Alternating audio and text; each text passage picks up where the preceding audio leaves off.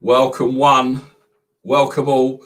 Shank Club NFL is back in the building for a special Christmas Q&A with Coach Jeff Reinbold. He's coming up very, very shortly. Other people to bring on, if you want to ask any questions, feel free to do so in the comments, or if you want to come on, send me a DM on Twitter with your email address and we'll get you on as soon as we can. Unfortunately, my co-presenter Pete is doing family matters, so he said he might jump on if he can, but if he doesn't, don't worry, because the Pittsburgh Steelers are gonna get roasted. So sit back and enjoy. This is Shank Club.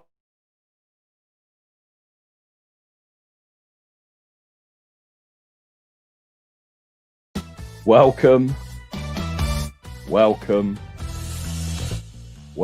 We are the Shank Club NFL.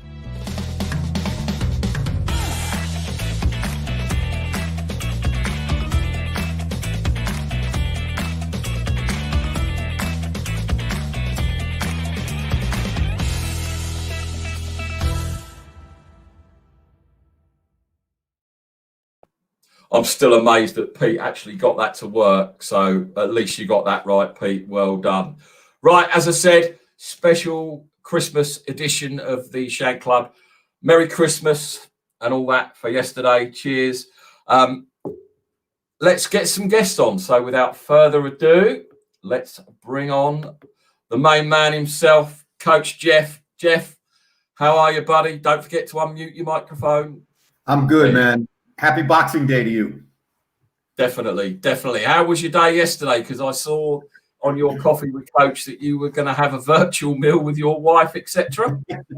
Yeah, we cooked a meal together over Zoom. You know, Zoom unleashed the 40-minute rule, and so we spent the Christmas kind of that way. It's just the way it is in this COVID world we live in. I got a Boxing Day Zoom with my kids today, so it's going to be a busy day. Nice. And you're not doing the Sky games tonight, then, I take it? No, we don't do any of the games tonight. We have tomorrow night. We got the Colts and the Steelers, and we got the Seahawks and the Rams. So it's going to be a big night. That should be good. Okay, let's bring up our resident zebra, Susanna. Susanna, how are you? Hi, I'm doing good, Nick. Hi, Jeff. How you doing?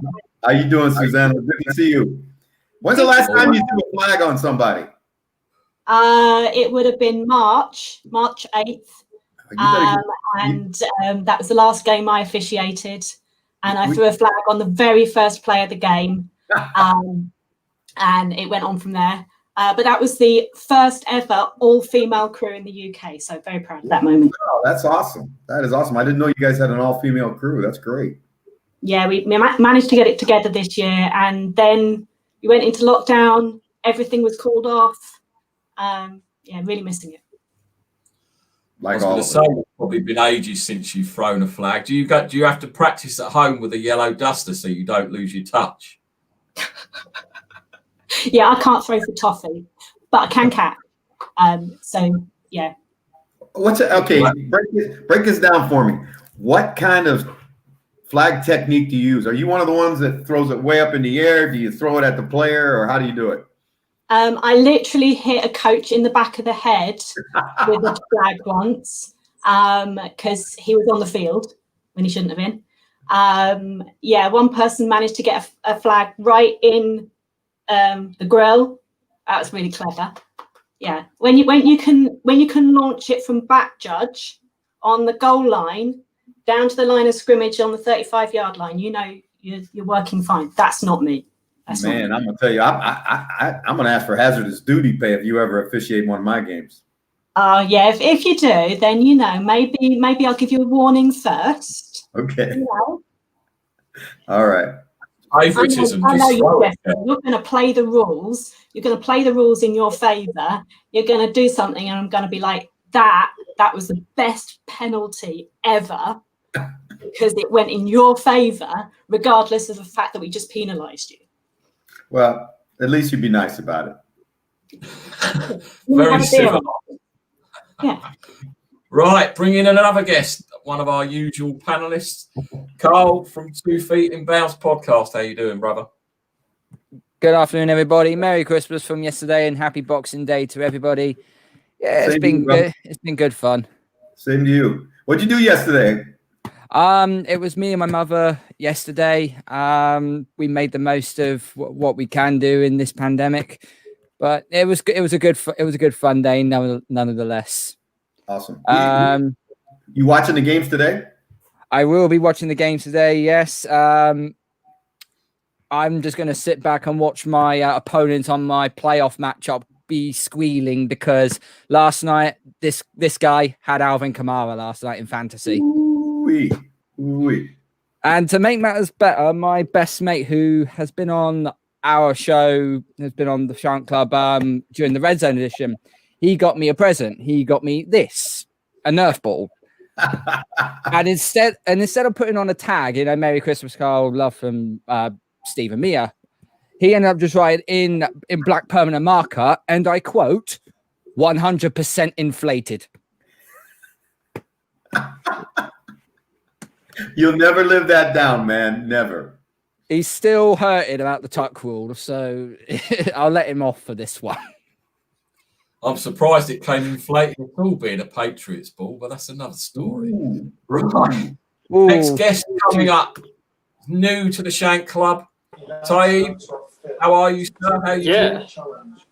Yeah, I'm great. Thanks for having me on. I hope everyone had a Merry Christmas and a Happy Boxing Day to everyone here. I'm just delighted to be on, really. It's great to have you, man. Yeah, great to have you. What'd you do with your day? Say that again, Jeff. Carry on. What'd you do with your day yesterday? A lot of NBA basketball and then see the Saints murder the Vikings. So that was handy. Who's your NBA team? Pistons. So I'm a Lions fan. No way. You're like the third Lions fan I've found over here. No, it's my family still live in Detroit. My dad's family live in Detroit. Have done for years. So Lions was the only team. Lions, Pistons, Red Wings, Tigers. It was always going to be them. Wow, that's loyal, man. That's cool. Well, good to have you along, Craig. Another familiar face. Just about to add in. John, how are you, sir? Fellas, ladies, how you doing? Happy Boxing Day. Happy Merry Christmas to those who celebrate. What's happening, guys? How was it yesterday across the pond, man? It was a good time. Got a white Christmas. First one in a very long time. Got a lot of snow here in Ohio. Where are you at in Ohio? Just about 40 minutes from Cleveland. Which way? Just east a little bit. Southeast, I'd say. Yeah. Okay, all right. Yep. Good time. And you became a 49ers fan. Yes, sir. Out in Cleveland, Pittsburgh area. Yep. Wow. That's what did it for me. A lot of Niner ball when I was a kid, watching it on TV with family. Just wanted to know who is that guy throwing the ball to Jerry Rice, and some pretty incredible moments. And that's the team that I want to root for. So, yeah, it was pretty awesome. Those just Joe Montana, Jerry Rice kind of did it for me. Did it for a lot of people, definitely. That's why I got into the Niners, because of Joe Montana. It's all good. Good to have you along, John. Right, now, the entertainment has arrived, or one of the entertainment, should I say. It's my boy Freddie. Look at that. Hello. Freddie. Freddie, you're still proud Steeler fan. Yep, still going. Atta baby. Big one this weekend, dude. Yeah, it is. I think most Steelers fans have lost most of their faith after Monday night, but we'll see, hopefully. Have you noticed, Jeff, since he was on with us last, his swagger's kind of dropped off a bit like the Steelers play. But at least he didn't drop off, because Pete dropped off. Pete's not even here, so he's going to take some penalty shots when we see him again. And if you remember rightly, when I was last on, I said the Bills would win by 10 and they won by 11, so I wasn't far off. But did you have the Bungles beating your squad last week? No, I must admit I didn't see that coming. I did, but then, as you know, Freddie, I always pick against your Steelers for obvious reasons, and it had to, the biggest result of the season had to come up, and luckily it did for me because, as you and Pete and quite a few Steelers fans found out afterwards. In fact, I think I wore out the GIF button with all the laughing joke emoji one. And so, but to be fair to Pete, he did take it. And when I went in to go into work, surprise, surprise, he wasn't there. So he even ditched out, knowing I was coming in. He slipped out, so he knew that because he knew what was obviously going to happen. So, never mind. Anyway, good to see you again, Freddie. We will be talking about your Steelers again, no doubt. Snigger. Another new addition to the Shank Club NFL from the Shuffle the Pack podcast. It's Gary. Gary, how are you? I'm good, mate. How are you? Yeah, we're all good. We're all good. Say hello to the rest of the gang we got on. Hello, rest of the gang. How are we doing? What's up, Gary? How are you? What was your day like yesterday? Yeah, I was working actually. I'm a chef in my day job, so I was feeding the 5,000. Wow. Yeah. Not as much fun as most people, but I had a few drinks afterwards. I was all right. So, like a typical chef, then. Yeah, just sitting at the cooking line at 4 p.m. Yeah, exactly. And then wondering why, when you went to season something with it, had all gone, and then you realise you drunk it. Pretty much, yeah. Just get involved in the brandy just for fun.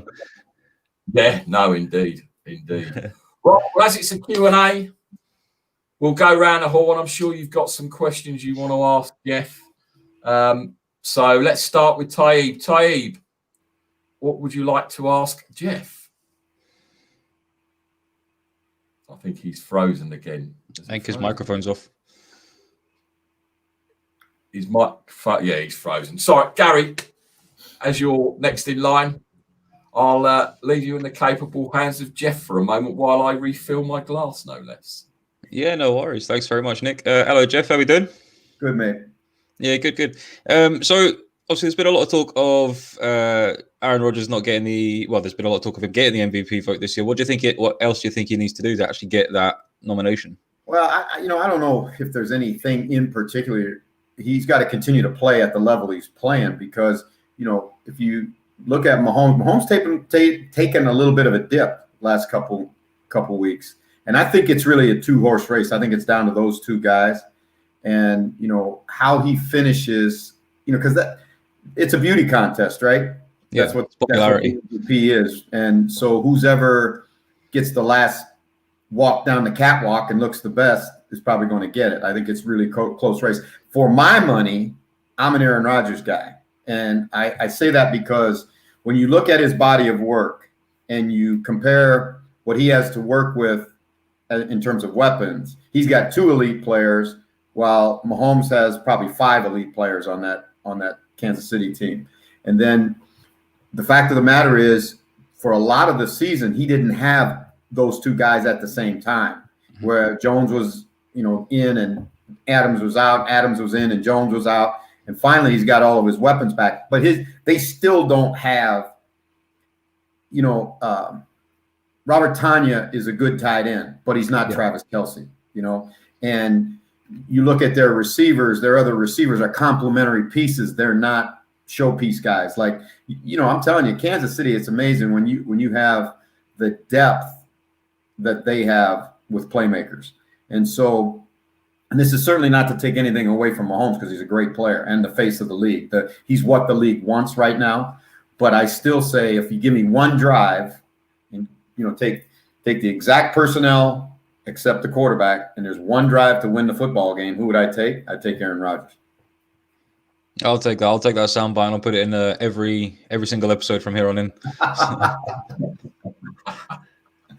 But that's really how I feel. It's going to be really interesting to me with the Packers because today's game will be a little bit of a litmus test, because they're going to face a team that really, in a lot of ways, matches up well with them. And, their ability to stop the run, which has always been the question you would have about that football team. I think they can close out games because Aaron Jones is good enough to close games out. They can block and they can run the football. The question is whether, to me, again, is whether you're going to see Pettin stick to that 6 DB nickel 5 and 6 DB package he likes to run, against a team that's going to run the ball right at it. And, they're built. It's interesting that people talk about their defense as a negative, but I think what their defense is built to complement the offense because, when you got Aaron Rodgers and you got Adams and you got Jones, you're going to score points and you want to get the ball back. You don't want somebody to keep the ball on. So they play a lot of, interesting stuff in the back end, trying to fool quarterbacks and get picks. They're if they get turnovers, they don't mind winning shootouts. But again, this one is going to be a real test to see whether they're stout enough between the tackles. That's where I worry about them a little bit. Yeah, I actually had this down as a loss for the Packers this week because I think unless we can keep the ball out of Derrick Henry's hands, we are going to struggle quite a lot. Well, I think the key thing for the Packers is they need to get ahead in the game. And they need to get 14 points ahead. And if they can get 14 points ahead, I think they'll win the game. But if it's, one of those games where the Titans jump on top of them early and they get 10 points up, now they can take the air out of the ball and keep it away from Rodgers and just pound away at him. So, again, it's going to be an interesting chess match. Yeah, I mean, hopefully we do. Hopefully I'm wrong and we do win. That'll make things for the playoffs a lot easier. Can't necessarily see it happening this week, but we should beat the Bears in the last game, and hopefully we'll get the number 1 seed still. Yeah, I think so. And to me, I people ask me all the time about who do I think matches up best with Kansas City. What NFC team? And most people say New Orleans, but I'm not sure about that because even last night when you watch New Orleans, there's some flaws there, and their ability to push the ball down the field is not. I mean, Minnesota was terrible in playing run defense last night. But you still saw too many interceptions by Breeze. They don't have the vertical passing game that you really need to have if you're going to score with Kansas City. I think Packers are much better that way. Yeah, we were looking for a favor from Minnesota last night. For some reason, we didn't get it. If only the Vikings could have done the Packers. Man, nobody likes anybody in that division. Yeah, no, definitely not. It'll be an interesting game with those 6 touchdown runs from Kamara, or 6 touchdowns from Kamara. I feel like Kamara is amazing, man, because he's so slippery. I mean, he's really got great feet and great vision, and they're pretty good. I shouldn't say that they're not pretty good; they're real good with Ruiz and that center between the tackles. They got good tackles. Ramczyk and those guys are good players, but. Andres Pete and Ruiz, and they're physical inside, and they just pounded Minnesota. I mean, that had to be last night. Andre Patterson, the defensive coordinator at Minnesota, is a friend of mine, and that had to be he's the D-line coach, and that had to be absolutely like a horror show on Christmas for him because it was. I mean, it was like a gouging fest. I mean, it was like 8 yards before anybody even touched him. If Harrison Smith isn't a good tackler, and he might have scored 2 more touchdowns, because that first run he had, remember the first run of the game, he breaks out there and Harrison Smith grabs him around the leg and holds on, and they get him down. That thing could have gone 80 right there.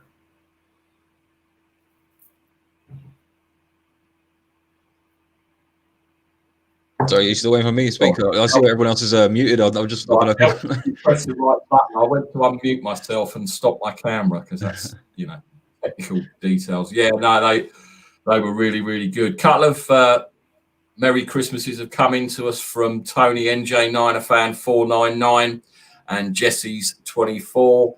Same to you. Happy holidays, both of you across the pond. Freddie, are you going to ask a Steelers question, and is it going to be about the run game, or is it going to be about drops or TikToks? The floor is yours, sir. You know me, Nick. You know me, Jeff. I like to ask around the NFL, so I'm not going to ask about the Steelers because I'm sure Nick will bring it up later on. So I actually want to ask about Jeff's Raiders because we're now into 3 years of Gruden, and the game last week against the Chargers, I couldn't believe how they threw that game away. It was It was madness, and that defense has been a shambles. Hence why they've obviously got rid of their coordinator. But we're 3 years in now. Is it a success, or what? Well, Where do you go from there? I go back whenever somebody asks me a question like that. I go back to the famous quote by Bill Parcells: "You are what your record says you are." And right now, they're a sub 500 team, and that's the way they play. I think they've done some things to help themselves when you look at what's gone on in the 3 years that they've been there. They've kind of shored up the offensive line. They got Waller, which gives them a huge asset at tight end. I think the young wide receiver is going to be a really special player. I think they still need more speed outside. But where they've really, I think, missed it is in drafting defensive players. They just are not good enough. And, when a team, like if you watch the Vikings game, it wasn't the calls, it wasn't the position that they were put in. They just physically got beat. And when you get beat physically, you can't blame that on the player, right, or on the coach, because they were in the right place. They were trying to do the right things. They're just not good enough. And that always goes back to what? It goes back to personnel. It goes back to drafting. And, one of their best players is Max Crosby, and he was probably one of the least regarded guys that they drafted in those classes that they put together. Clelin Ferrell I wouldn't call him a bust. I think that's way too strong to say, but he certainly hasn't impacted the game the way a first-round draft choice is supposed to impact the game. And so you go through that lineup and you see a guy like Murrow playing, who they want to be a backup. They drafted a guy to beat him out, and the guy can't beat him out. Well, that's not Murrow's fault. That's the fault of the draft, right? Their secondary, their secondary has been nicked up, and Abrams doesn't play like advertised some of the time. So I think it's just a personnel thing on defense. It's interesting. How can a team and this is always the question, how can a team like Buffalo go from where they were and 3 years later win their division and be one of the elite teams in their conference, and the Raiders 3 years later were still struggling trying to get to 500, right? Yeah. And some of that, and there's a lot of reasons for it, right? I don't think it's ever one thing. I mean, in my heart, I believe that the Raiders are in a tougher division than the AFC East, but you play the schedule you got, and they haven't been able to get over the hump. A lot of times in situations like this, the finger gets pointed at the quarterback. I'm not sure that's fair either. No. So, again, I think it goes down to organizational structure and drafting, and, then you got to have a little luck mixed in it too. Yeah, I agree. I don't think Derek Carr's the issue at all. He's actually, earlier in the year, he was even being talked about in the MVP race. So, well, you know what? It's crazy, man, because you look at the games. When you look at the games, you take because you really have to watch the game on the all 22 to really see and be able to judge a quarterback, because you can't see what all 22, you get the end zone copy, you see what he sees. You see the leverages, you see the angles, you see the position of the high players and all that. A lot of times on the TV copy, it's hard to see that. So I go back and I look at the all 22s, and the guy makes throws, and he doesn't blow a lot of reads. It's not like he's getting fooled, right? It's just that they're physically not quite good enough. And on top of it, sometimes when you're playing from behind, you're taking chances because you're 2 touchdowns down, and you're trying to fit balls in where they probably, if you just check down. Well, yeah, you might get beat by 10, but you got to push the envelope sometimes, and sometimes those are going to get picked. That sounds like the Steelers at the moment. It's exactly what it is. They're the Raiders become one-dimensional. Not like for the Steelers, it's because they aren't committed to the run and they don't run it, right? and they're having a tough time up front. For the Raiders, it's a different issue. They become one-dimensional because they get behind, and then everybody knows they're not running the ball. And, they got a great young running back. So when the defense gets better at the Raiders, then the offense will become more balanced. And I think you'll see what John really wants, because he's a West Coast guy, right? And they would like it to be 60-40 mix, where it's 60% run, 40% pass. Right now, when you look at them, it's probably about 50-50.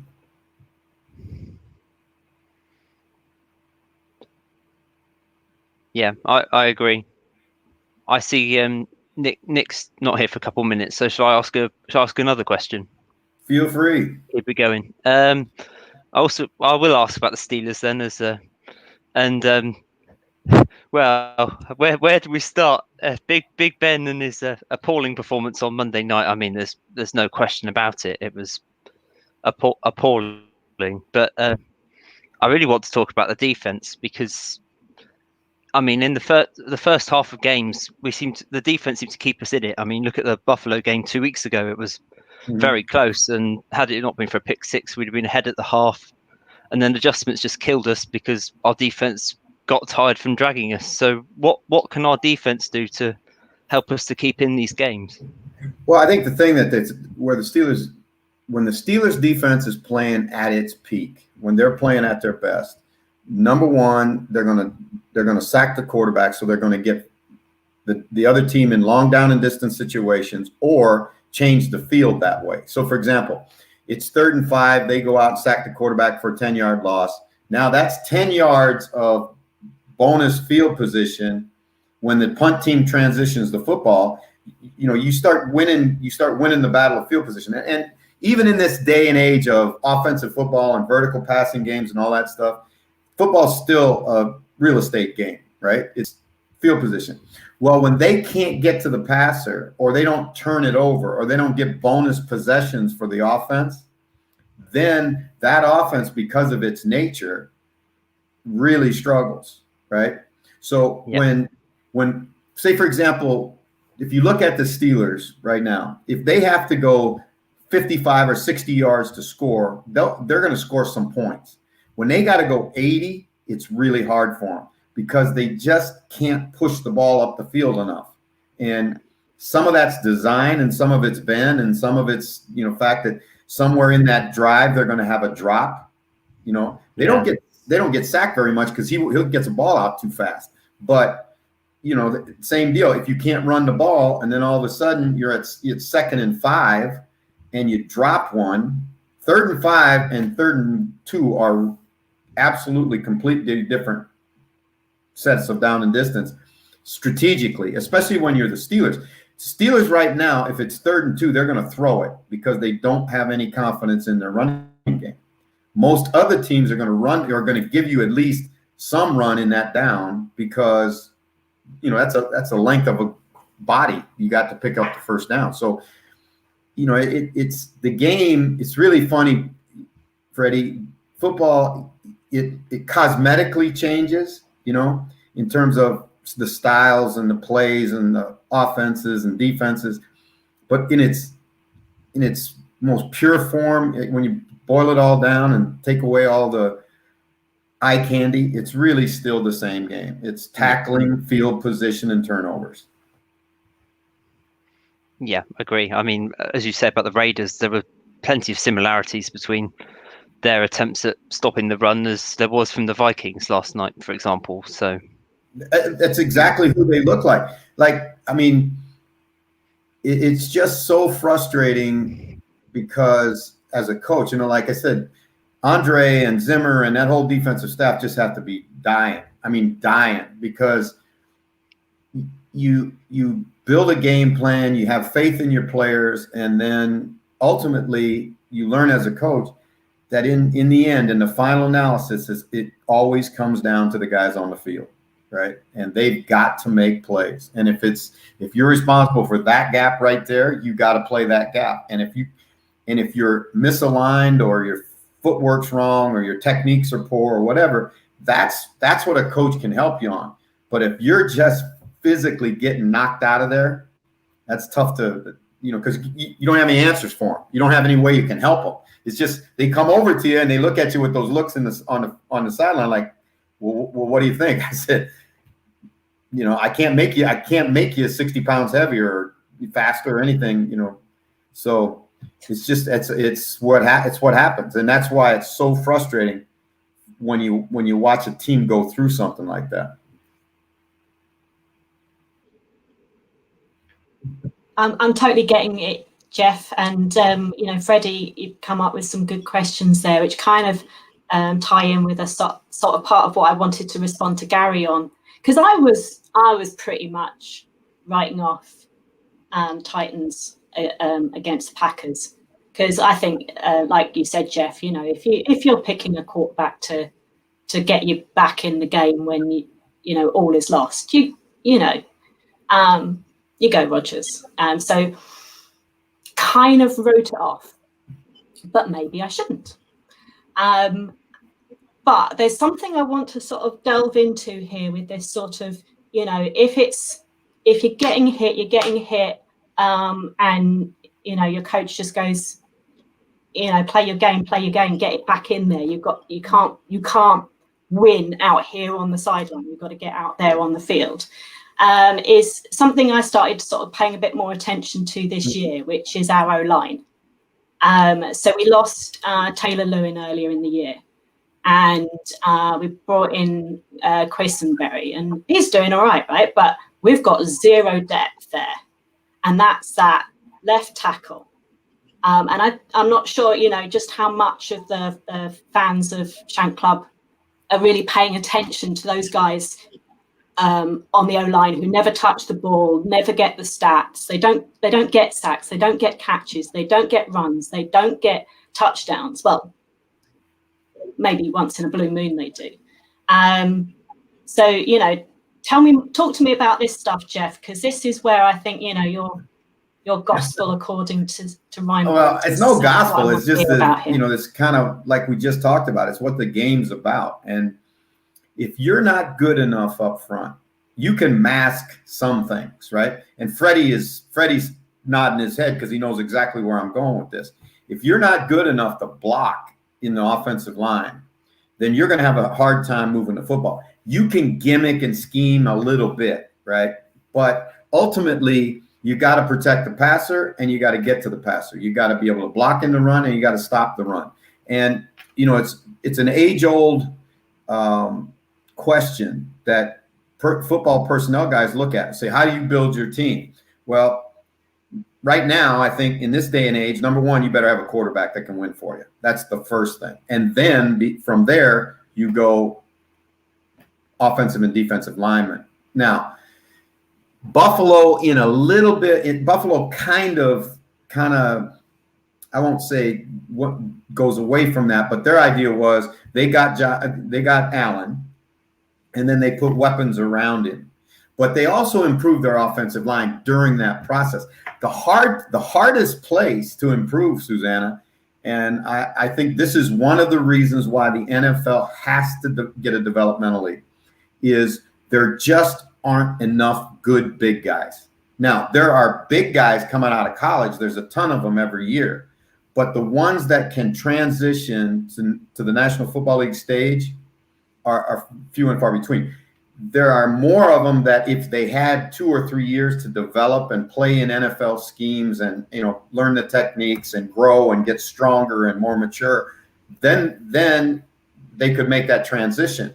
But too many of those guys get cut in their first year and cut in their second year, and then they're out, because you're going to carry 8 of them, and you're probably going to have 10 of them, on your practice roster and all that other stuff, right? So you got 10 or 12 of them around, 12 if you're really lucky.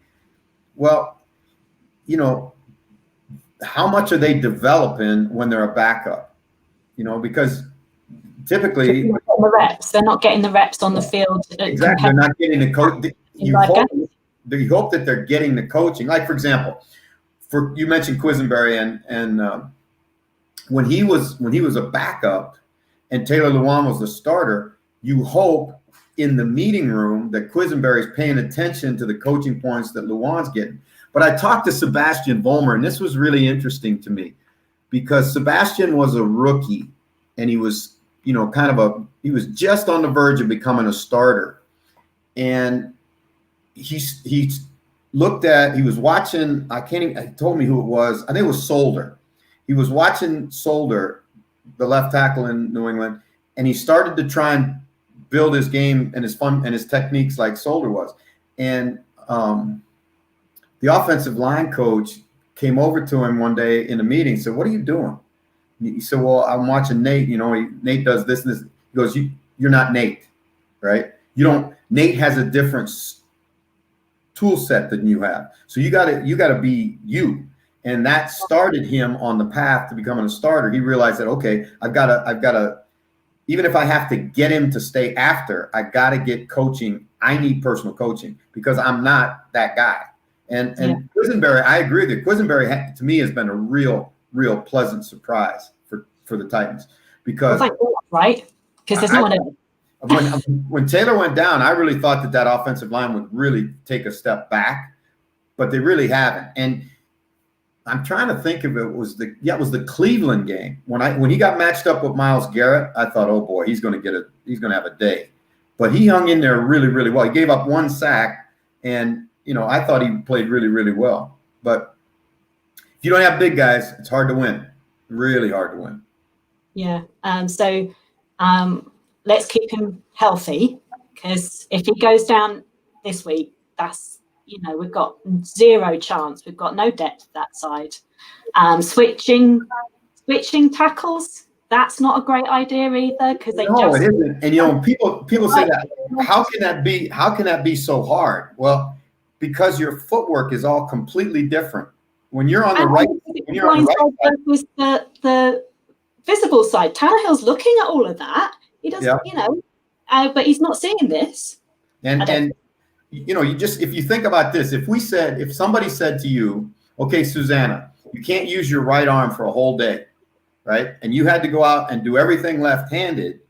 That's what happens to an offensive lineman when he switches from one side to the other side. So guys that can do that are really rare. And it's the same thing when you go from guard to tackle. The game is completely different. It seems, you say to me, I've had people say this, Coach, it's only 3 feet difference. I mean, there's guard, there's tackle. But the angles are all different. The protection points are all different. A guard's got to be much more solid than a tackle does, right? So the fundamentals and the techniques change. So it's not as easy as just take that guy and put him in there. Yeah. And who you're going against, right? Because you've got those speedsters on the outside. At tackle, you've got to be able to move your feet around. Guard, I guess, has got fewer places to move to. A guard typically has to be a mauler because they get the bigger guys. They get those 330-pound tackles that want to forklift you back to the quarterback and press the pocket.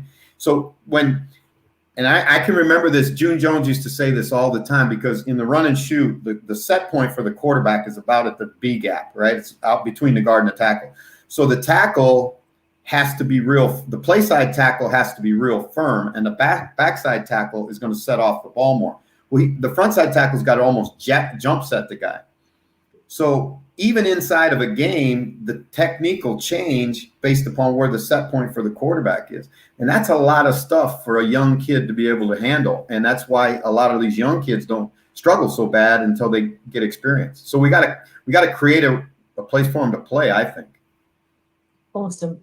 This is exactly the kind of details I eat up. Enjoy it. It's awesome. Yeah. And so I guess the question therefore is, what the Packers got against us down that side? Well, I think in that Packer game where the key will be, to me, is what happens between the tackles.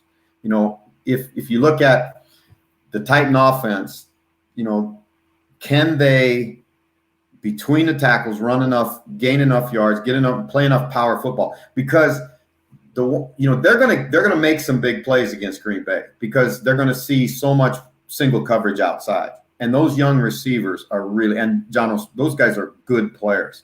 And Tannehill has proven now that he can get the ball down the field to guys. They're gonna make a few big plays, but the Packers are gonna make big plays too. For the Titans to win, I think they've got to be able to get on top first. That's the number one thing. And number two, Henry's going to have 20, 25 touches. I'm not saying all rushes, but he's going to have 20 or 25 touches because he's really good in the screen game too. You know, he gets the ball out in the screen game. He is the defensive back start making business decisions. Yeah. Okay. Well, I'll look out for all of those things. And right. Gary, you know, I don't know. I'm still going to probably pick the Packers, but you know, of course, my heart's with the Titans. What do you think the score is going to be? Lots. I had the score quite close. I think 26-19 to the 26-24 to the Titans. Did you? Yeah. I think it's going to. I think for either team, it's going to take 30 points to win a game. Yeah, I wouldn't disagree with that. It's going to be a good game. It'll be interesting if it gets into a shootout. Taib, unfortunately, who was on with us earlier, has had a power cut and he's got no internet. Oh, so he's he picked the right day to have a power cut. When you're a Lions fan, it's always tough. Everything you do is tough. Well, exactly. Hopefully, when you get tackled by your own ghost. That's right. Watch them get completely beaten tonight, but that's another story. John, you've been sat there nice and quietly. Anything you want to bring to the table? Yeah, I'm going to touch base on our Niners there, Nick. Yep. Jeff, so we've gone back and forth. We've been listening to all the speculation in the media, all the armchair managers everywhere. The Jimmy Garoppolo situation with Kyle Shanahan. Do you change? Okay, let's dial it back. Do you go to the table and try to renegotiate that $20-odd million contract that we're set to owe him? Do we dial it back, considering the cap hit going into 21?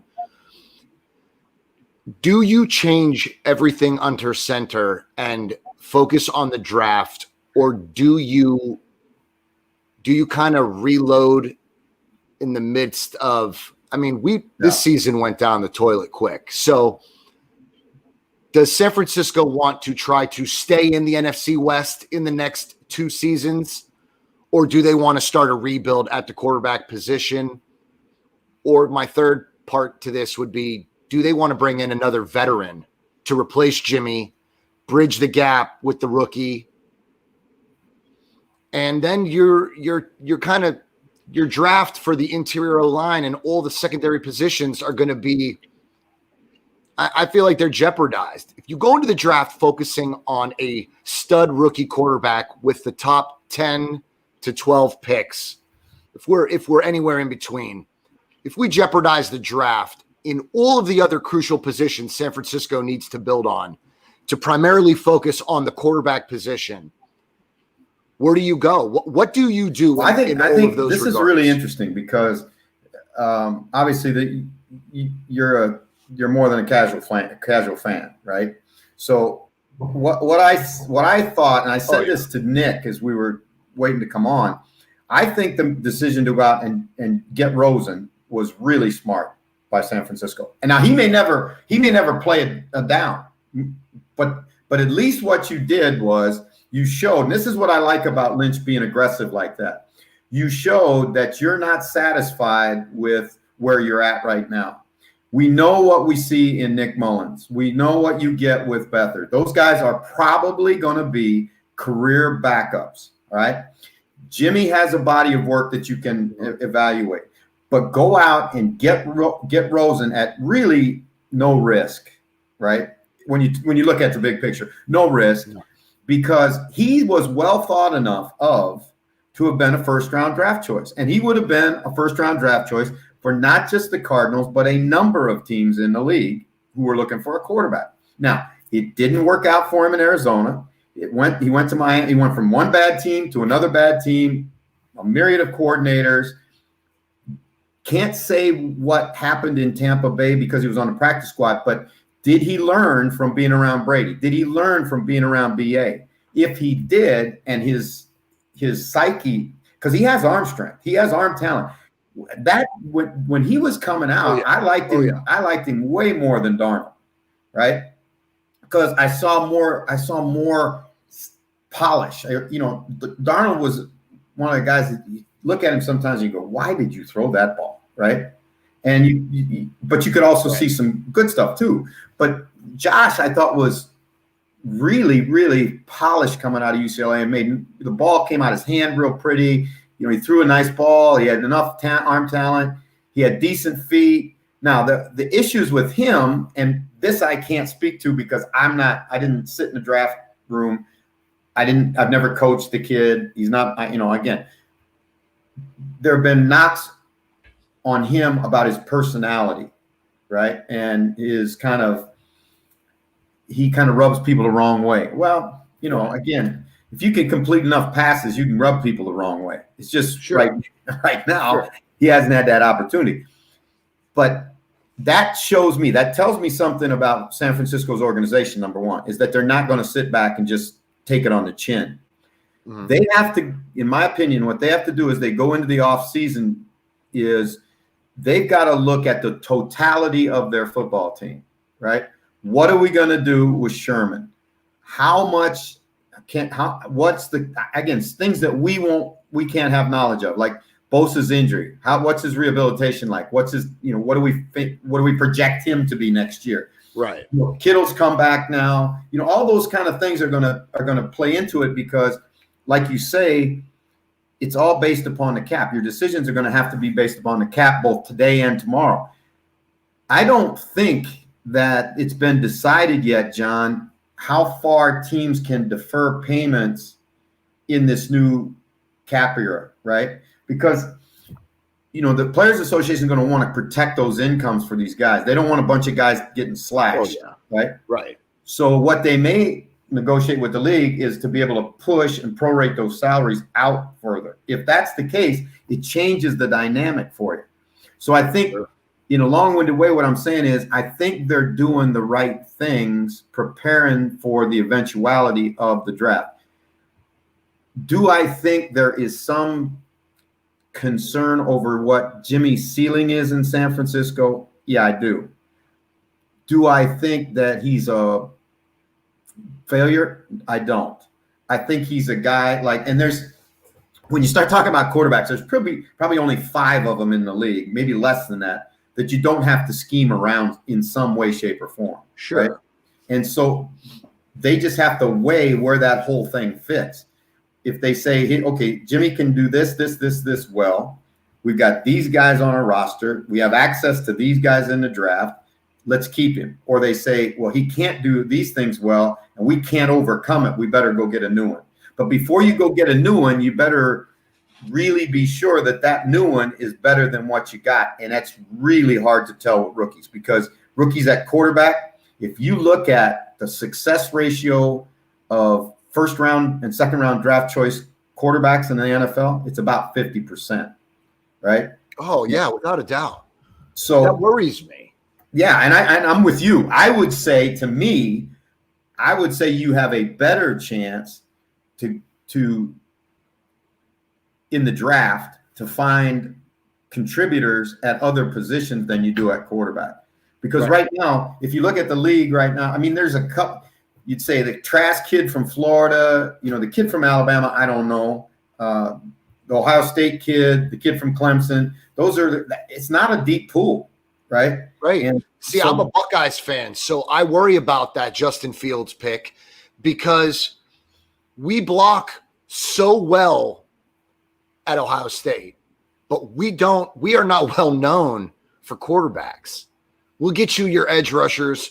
You can see that. We'll get you offensive linemen. But when a OSU quarterback translates into the NFL, look at Haskins. Yeah, I mean, that's a good question. You go back and you look, okay, historically, how many of them have there been? We don't. We're just not known for it. Yeah, and that's not to say that there's not one there or that you shouldn't draft Justin Fields, but you better watch really close. Careful, yeah. Yeah. See, Jeff, my whole thing is, Jimmy brings a skill set, and clearly we have a winning record under Jimmy. We can't deny that. I don't give a damn what anybody says about his inability to throw the ball deep, because I'm not a deep ball guy. And I mean, I don't even know that Kyle Shanahan really wants to air it out 15 times a game. Let's be honest here. Like,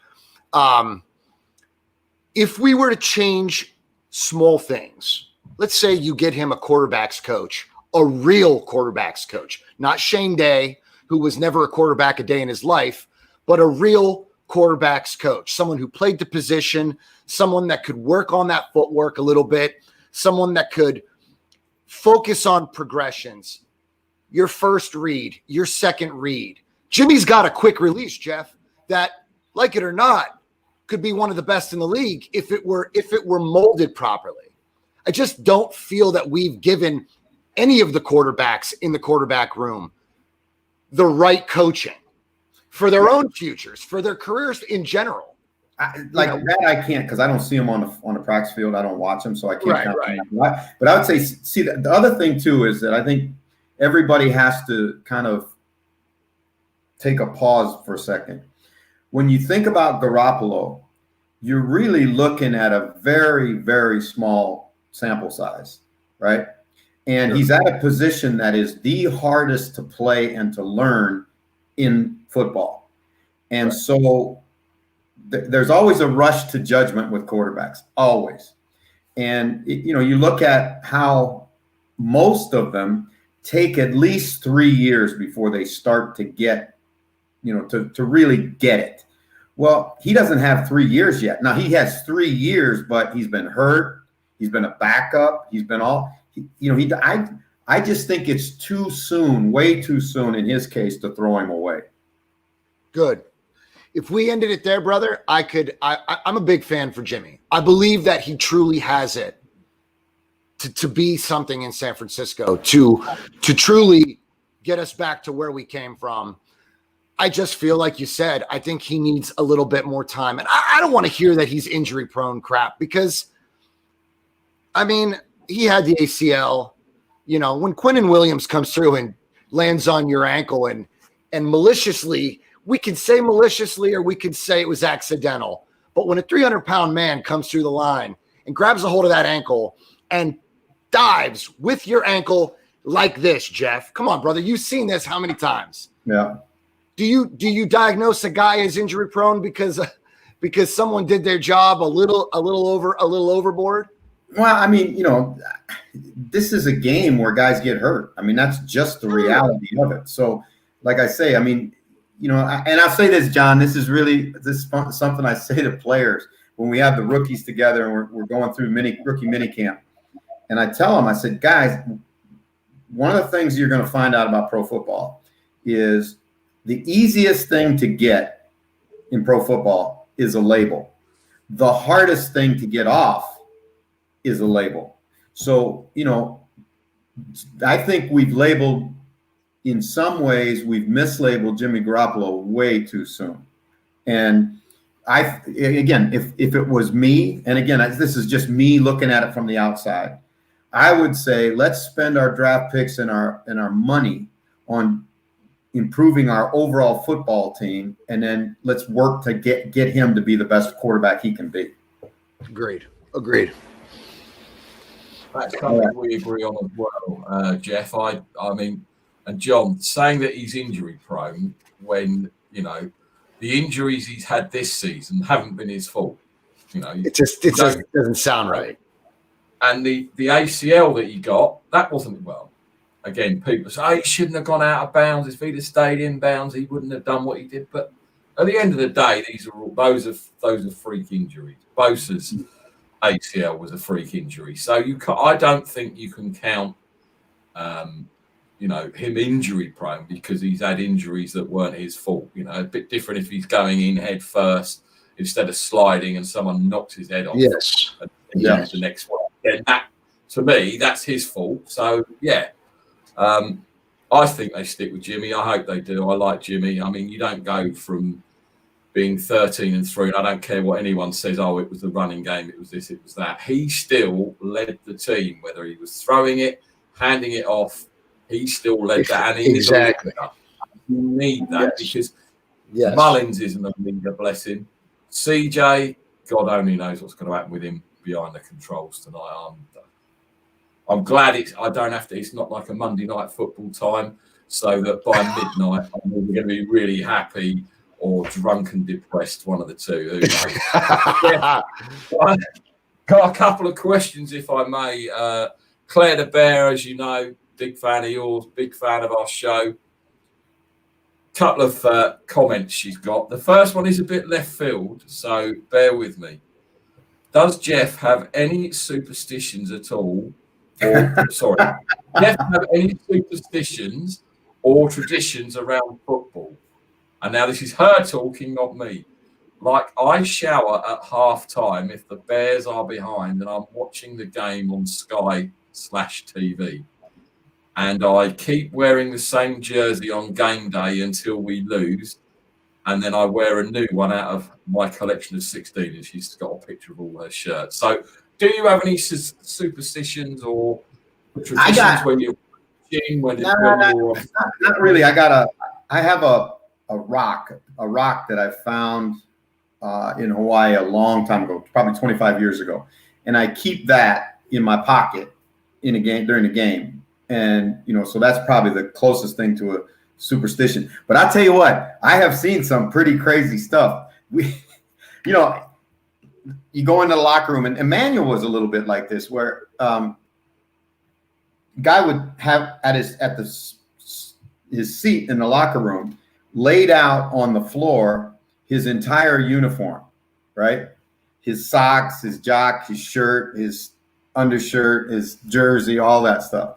And then he would put it on one by one. And if you said, Emmanuel, put your shirt, he couldn't do it. It was like it was like his routine. It had to be a certain way. And it had to go right sock on, left sock on, all that stuff.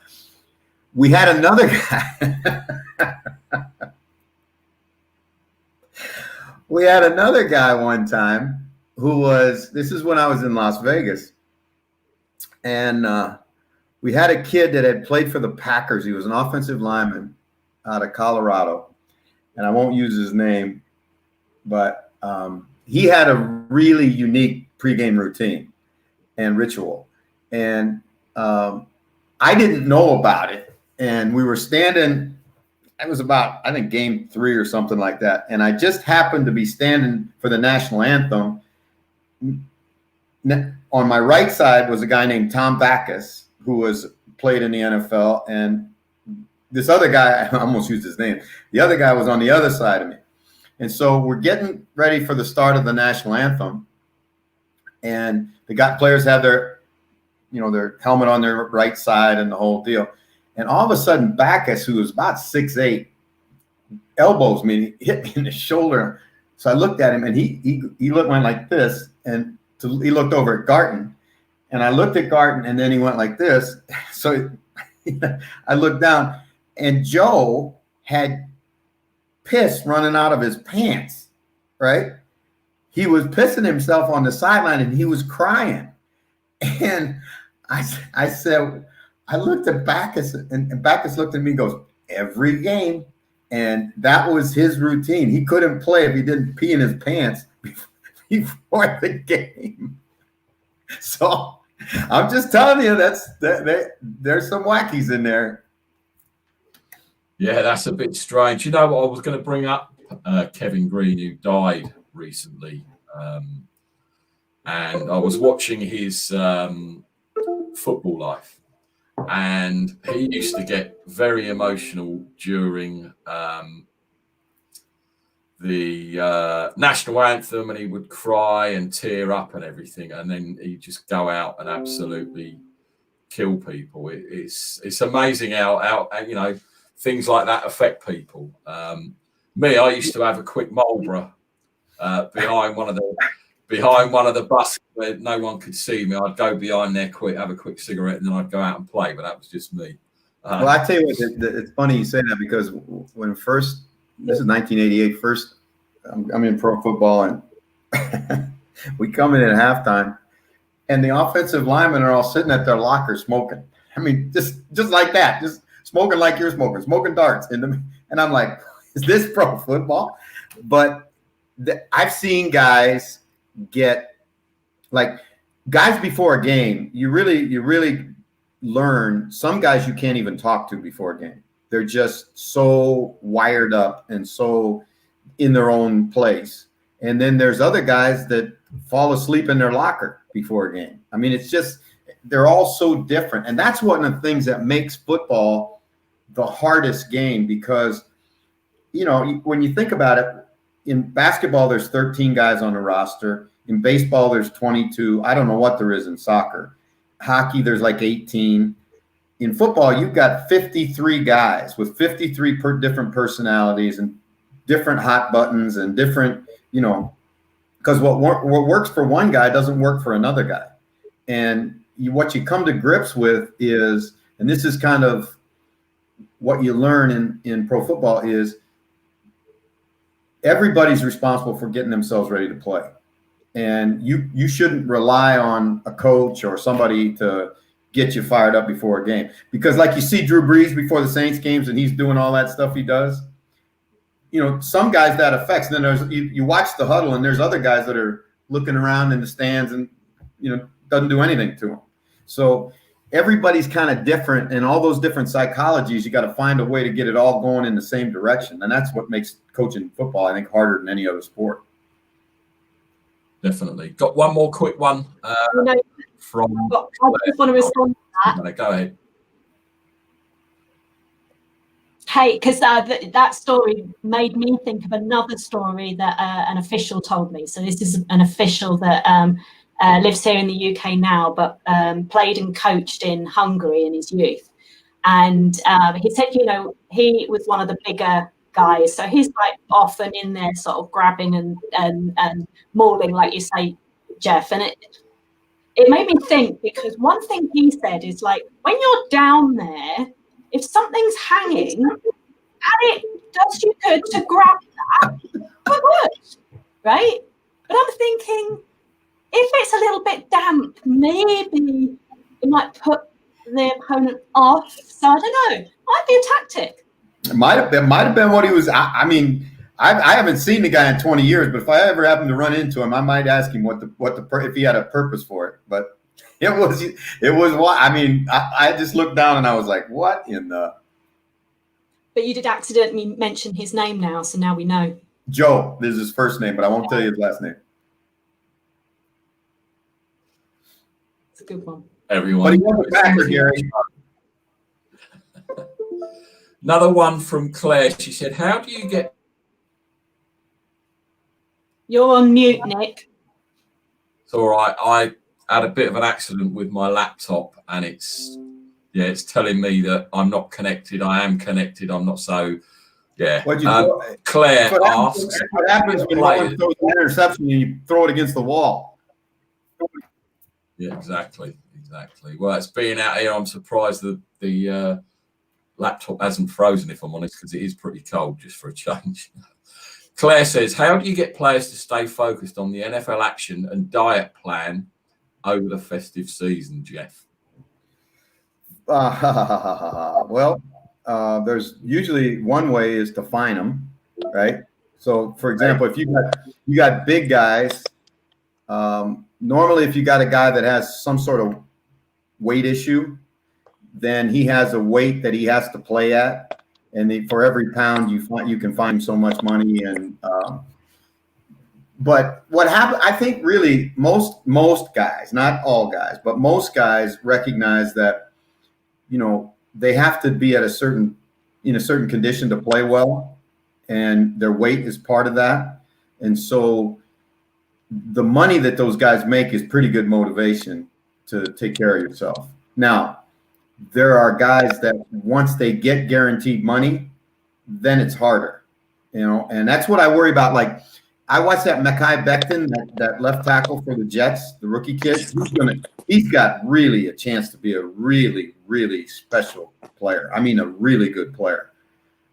But I always worry about guys that come into the league with weight issues, because that's something that started when they were young kids, and it's hard to it'll be a battle for him his whole career. What's up, Mr. Rogers? There he is. Mr. Smug is in the building. Everybody else, how are you? How you doing, brother? I'm good, man. I'm doing good. Nice to see you put the shirt on I sent you, Scott. Were you using it to clean your car? No, it's not that nice. No, you know what? I don't know why I bother. I don't know why I bother getting you on here sometimes, Scott. Really, I don't. Good to have you on, though. Merry Christmas, happy holidays, etc. Same to you. No, I threw the shirt in the washing machine, and then I forgot to take it out and put it in the dryer. So it's sitting in there. I'll make sure to make an appearance in it next week. But again, I just thank you and Pete and guys for sending that over here. That was really, too much, man. I appreciate it. Thank you. Hey, Scott, signing Le'Veon Bell looks pretty good right now, doesn't it? Yeah, I was having this debate with some people. I said, what if Le'Veon Bell's better than Clyde Edwards-Helaire, man? Like, you might have a problem. I don't know if he gets back healthy. Bell, it was so hard because I play a lot of fantasy football, and I have him stashed on one of my teams. I've had him for, since he was with the Steelers, and then it went to hell there, and I've been hanging on to him, and people say he looks slow with the Jets, and he didn't look good in the year off, but the Jets' offense is terrible. Their line was terrible. They never seemed to utilize him in the passing game, which is one of his strengths. Yeah. So it's going to be interesting to see. He's going to get a chance to show if he has anything left now at this point. There's not going to be any more excuses or any more doubts here the next month or so with him finishing out the season and going into the playoffs. I thought Helaire for a rookie played really well. As a matter of fact, preseason he was my pick for rookie of the year because I thought he'd get enough touches. And then when Le'Veon came, they kind of reduced his role a little bit. But I'm going to tell you something. Le'Veon Bell, if he is wired in and got his head on and all of that stuff, watch out because he's probably better route runner and out of the backfield guy than Helaire was. And that's all Kansas City needs is another weapon in the passing game. Yeah, if they haven't got enough good things going on now, I don't know. Carl, you've been a bit quiet there, mate. The floor is yours. No, I've just been hiding my time and waiting my turn. That's all. Just being patient as always. Jeff, I'm not going to go to the Patriots because we're out of the playoffs. We've got nothing to go for now. I mean, 6-10 now, maybe get a high draft pick, but I want to talk more about a certain player. Juju Smith-Schuster. Mm-hmm. I did some number crunching earlier on in the week, and I've came across something. Since the end of 2018, he's only had one game where he's had 100 yards receiving or over, and he's had 3 games where he's had 10 yards receiving or less. Since Antonio Brown was in Pittsburgh, his best was in 2018, where he had 1,400 receiving yards and 7 touchdowns.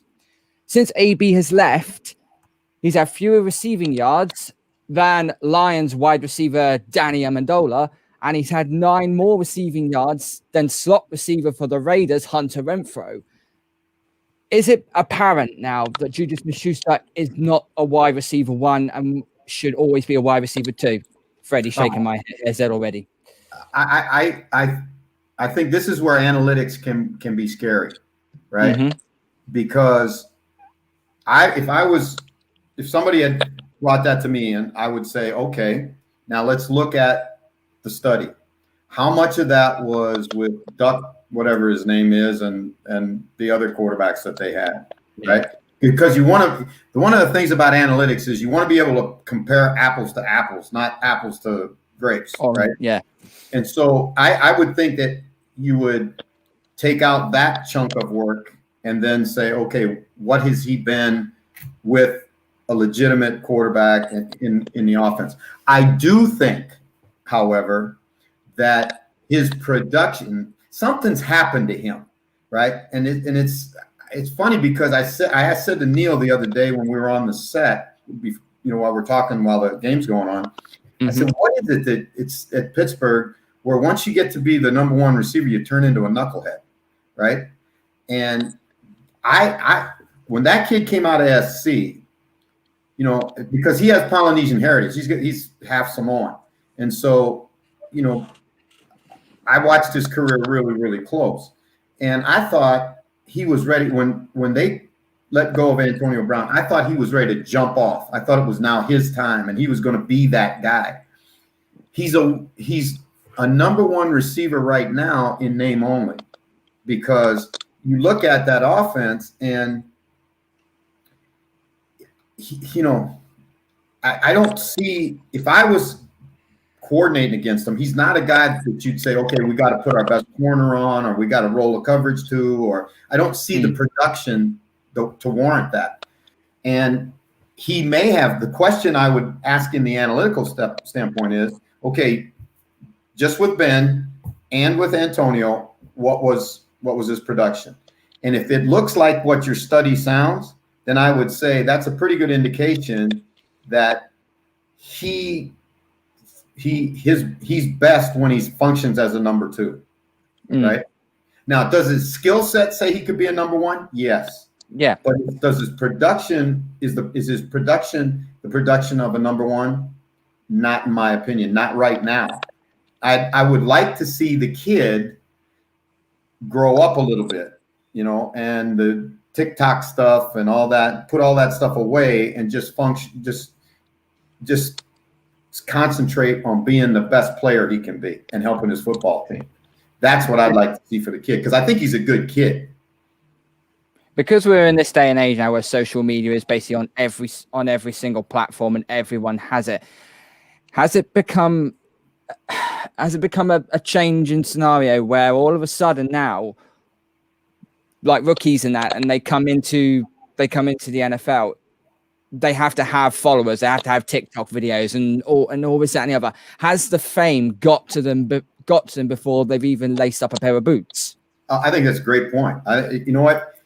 If you take it back, if you roll it back to what happens to a kid when he's about 7th or 8th grade, and all of a sudden he's the best player, because most of these guys that are outstanding NFL players, you go back and you look at their high school tape, or you look at their junior high film or whatever, they look like a man amongst boys, right? And so the adulation starts, and the entitlement starts, and all of this begins. And then everybody's telling them when they go to college, they get recruited to go to college, and everybody that comes in says, you're gonna play in the NFL. You're gonna be and the kid's 17 years old, right? Mm-hmm. And you have no way of forecasting that when you're, but that's what they use against the kid, right? Or they use against other places. So, for example, if I'm at Oklahoma and I say, well, you can be the next, Jalen Hurts, or you can be the next, whomever, right? But if you go to Baylor, they don't, you don't get quarterbacks from Baylor, right? And so all this crap starts getting in their heads. Then they come, and the pressure, the unbelievable pressure that is on young athletes today to exactly what you said. You're measured by how many Twitter followers you have. You're measured by how many likes you get. You're measured by how many TikToks you get. You're measured by, who you hang with. It's, it's insane. And it ruins more players than it helps, right? Because I'm an advocate for social media, right? Because I think it's if somebody asked me the other day about what's created this huge growth in the game in the UK in the last 15 years, my answer was the computer, the internet, because shows like this couldn't exist 20 years ago, right? And so now here we are on Boxing Day talking football and not just asking what the score is, but actually talking football.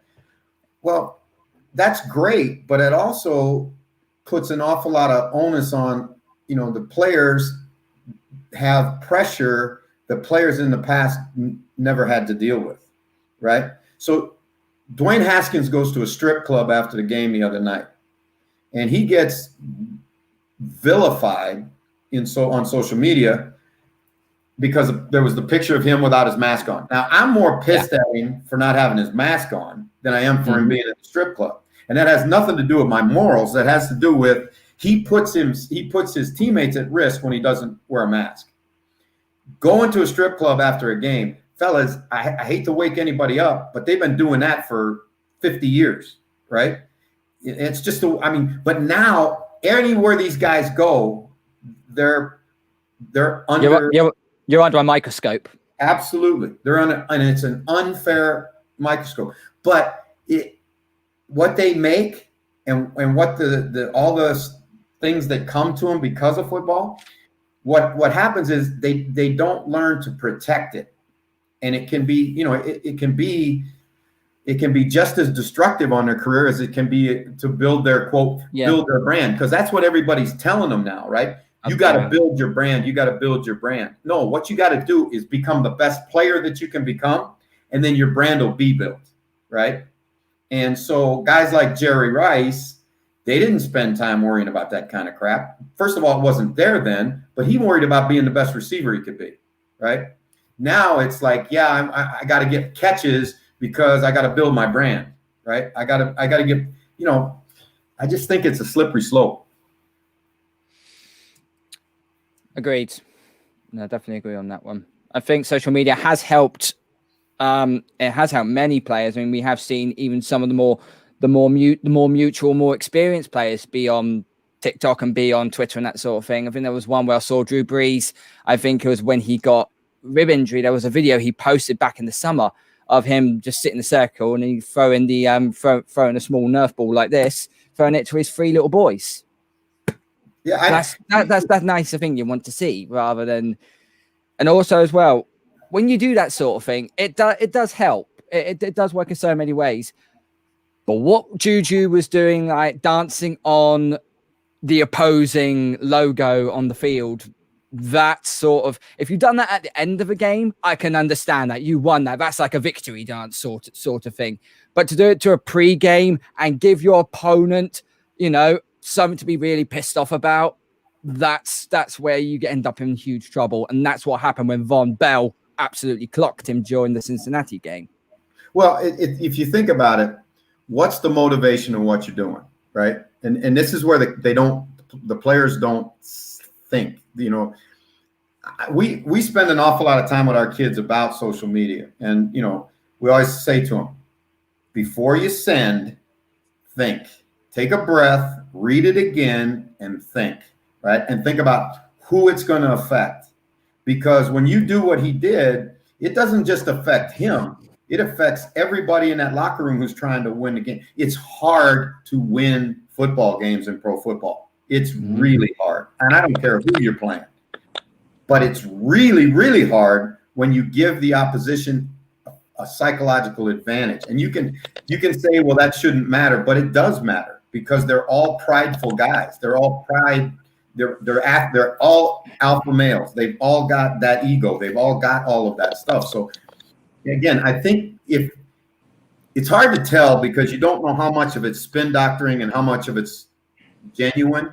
But I think the things that Juju said after he said, I'm not doing that anymore, because he said, I see how it puts my team in jeopardy. If he really is genuine about that, then I think he's learned and that he'll be better for it. But we'll see. We'll find out week 17 against the Browns.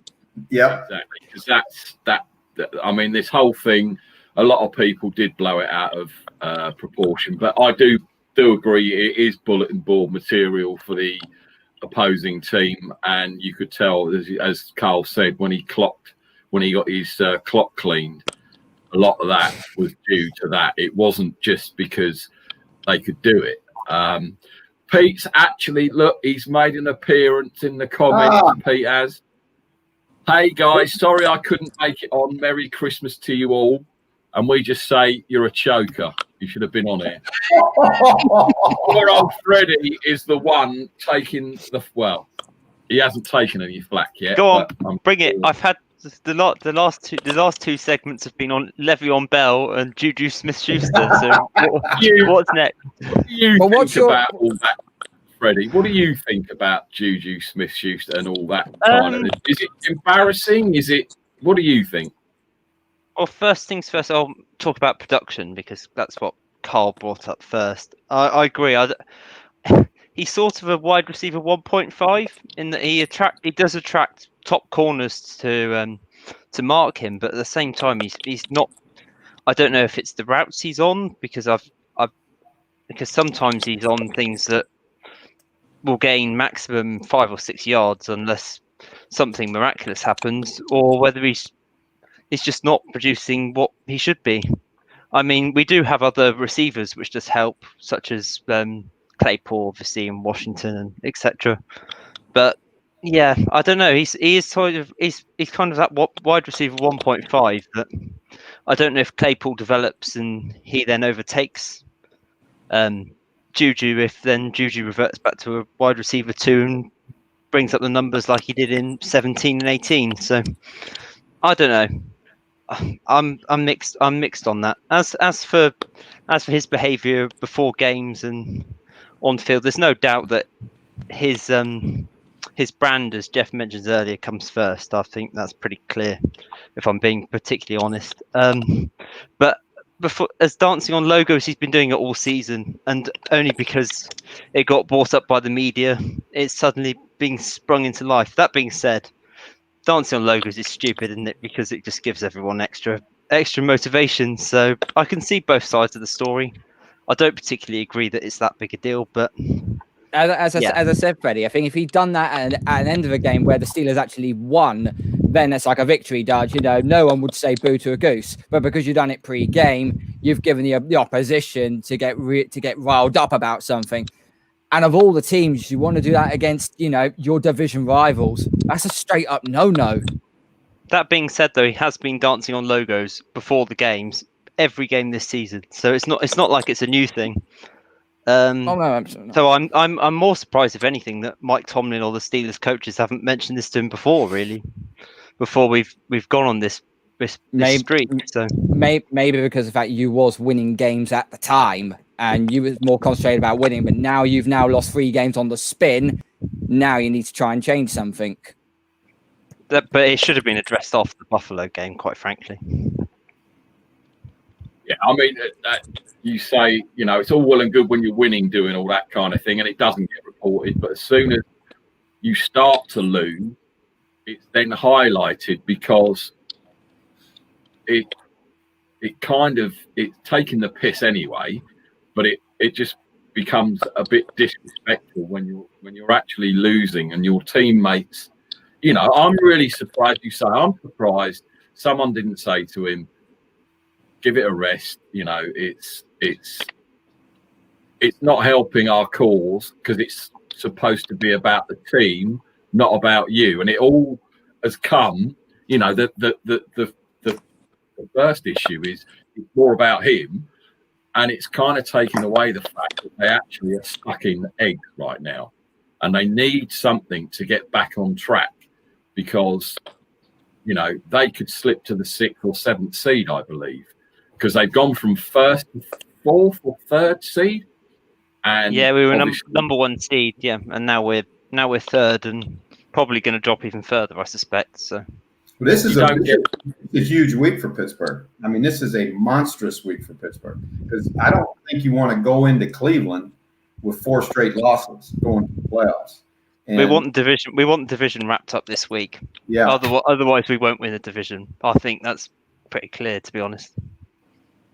This year, the playoffs, only the number 1 seed, I believe, in both sides gets the bye, and everyone else carries on into the next. And if you're still on, not saying you're going to lose the next 2 games, but if you did, my prediction of one and done in the playoffs will come off and Peter loan me more money. But hey ho, that's the way it goes. I think the other key is if we can wrap up the division this week, it means then we can give all our starters the much needed rest that many of them haven't had next week in a game that ideally won't matter because of your bye situation. Right? Yeah, because that COVID deal took your bye away, and that's Freddie makes a great point because right now there's not a team in the league that's not beat up. There's not a team in the league that's not tired. And if you can, even if you can't get a bye, but you've won your division with a game left, you can create your own bye for at least some guys, your niche guys, because you can't do it for everybody because you don't have enough guys on practice roster. But and let me tell you something. That's another kind of really interesting dynamic, because I worked for Mark Kessman one time, and we had gotten the bye in the East. We won the Eastern Division and got the bye, and he rested all the offensive players, but made all the defensive players play in the last game, and that did not go over well. That didn't sit well with the defensive guys, and it created a lot of friction in our football team. And so you got to be really, really careful how you do that. Yeah, you've got to try and create a happy medium, haven't you, as you say? Because again, team morale at that point of the season, even if you're going to the playoffs, there are coaches that won't rest their starters, and because they want to keep that role going, where others go the other way and say, well, we're going to rest the players, and then Scott, come on, stop. Has Andy made any comment about that? Is he going to play them all through the last week, or what? Has he said anything about what his philosophy on that is? I mean, I haven't seen anything. He's kind of like gone back and forth.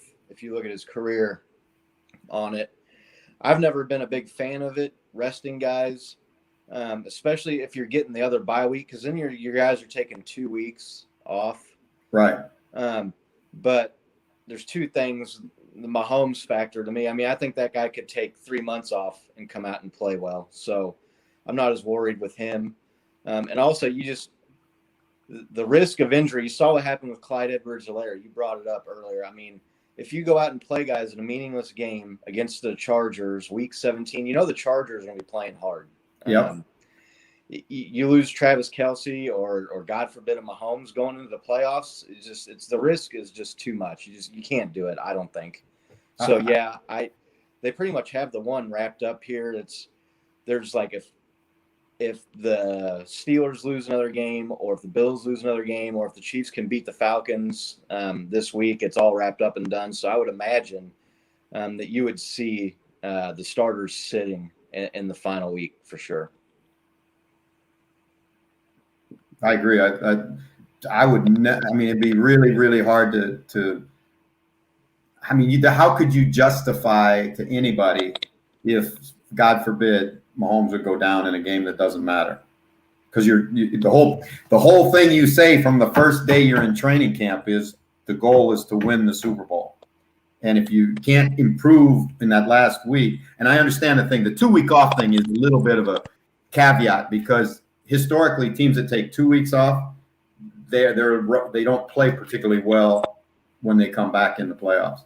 So maybe you play them a half, or you give him, keep him out of harm's way if you can. But that's another problem that they're going to have to deal with, or issue they're going to have to deal with.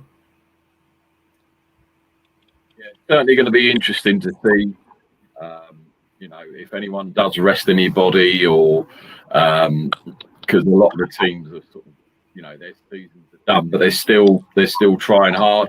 The other point I wanted to bring up, Jeff, what do you think about all these comments that you see for teams not tanking as such, but I mean, John and I are Niners fans, and all over 49ers Twitter is, they should lose the last 2 games because we want a better draft position and things like that.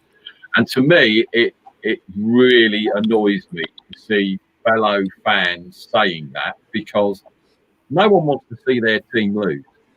And I don't know what you think, Tom, but it annoys the shit out of me that full-blown rows going on between the fan base about whether they lose out, and that's why Nick Mullins was kept in there, or whether, for better draft position, and that's what Carl and John are thinking, which I think is just garbage personally. I want to see this team win. I don't care about draft position. I want to see my team win. What do you think on that, John?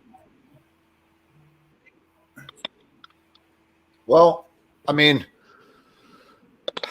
it's kind of hard to deny it, right, Nick? I mean, we're seeing it.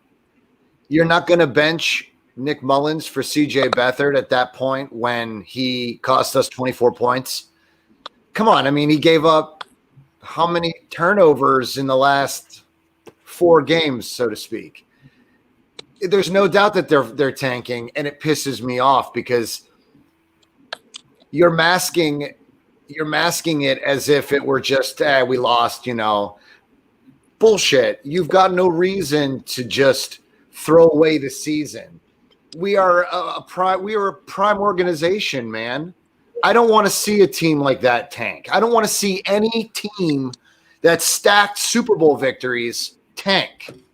You're getting paid. So all of us here today, if we sucked, if we just had a bad year, if we just didn't feel good and we just didn't give a damn, are we just going to do our jobs less than better or less than consistent? Come on, it doesn't work like that, Nick. I mean, you lose because you aren't good enough to win. That's it. In my book, I was an athlete. If we lost because we weren't good enough to win, not because we didn't try harder. We lost because we weren't good enough to win. And that's it. I'm not for tanking. I don't believe in it. I don't like it. I don't like it in basketball. I'm a Cavs fan. LeBron left and we've sucked. We're not even relevant. So we're not tanking. We're just not good. Yeah, I think that's definitely been the case with injuries this year. Jeff, what's your thoughts on that in general with teams? I have never, in all my years, 30 years in pro football, I have never been around it. I don't remember it. I don't remember any time, any organization saying, well, I've been some pretty bad teams too. I said, where we said, okay, let's not try and win because we want better position in the draft. I think when you play, does it happen in pro sports? Yes. It's openly talked about in the NHL. I mean, I remember, Hamilton is 45 minutes from Buffalo, so you get the Buffalo sport talk radio, and they were talking to the Buffalo front office guys, the hockey team there, the Sabres. Yeah, and they were talking about tanking, and they did it. They sold off players, they got rid of salaries, they did all kinds of stuff. There are times, I think, in football, and you look at what the Dolphins did, that's as close as I would say to, quote, tanking. But what the organization did, it stripped itself down to the bones to build itself back up. They got rid of contracts. They got rid of, character guys they didn't want. Buffalo did the same thing. They got, when Sean went in there, they cleared the decks. But that's not really tanking. What I think you guys are talking about is where you tell the team, okay, we're gonna lose this game. That goes so far against what players what players are about. Yeah. Because you got to understand, this is football. You don't play like in hockey. They play 80 games or some goofy thing like that, right? Baseball, 162, right? Basketball, 85 or whatever it is. In football, you play 16 times. And every one of those 16 times, if you're a player or a coach, every one of those 16 times is a factor in whether you'll be working next year or not, individually, personally. So who you going to tell to tank? You're going to tell the quarterback to go out there and throw interceptions? He ain't going to do that because he's going to – it's his job he's protecting. Right, and that's what I think makes football different that way. So that is a phenomenon that's really gotten momentum, around pro sports now. But I have never been around it. I don't have any experience with it. I remember, Jeff, when you were telling us a few weeks back about. When you're just not when things don't go well and the team's losing or has lost a few games, you said that there were assistants and coaches that were running into their offices and they were getting on the phones and they were talking to other buddies and other contacts at other organizations like, hey, things aren't looking so good up here. There was a lot of chatter behind the scenes, and there wasn't a lot of guarantees for positions, and guys were always on the phone looking for that next opportunity somewhere else.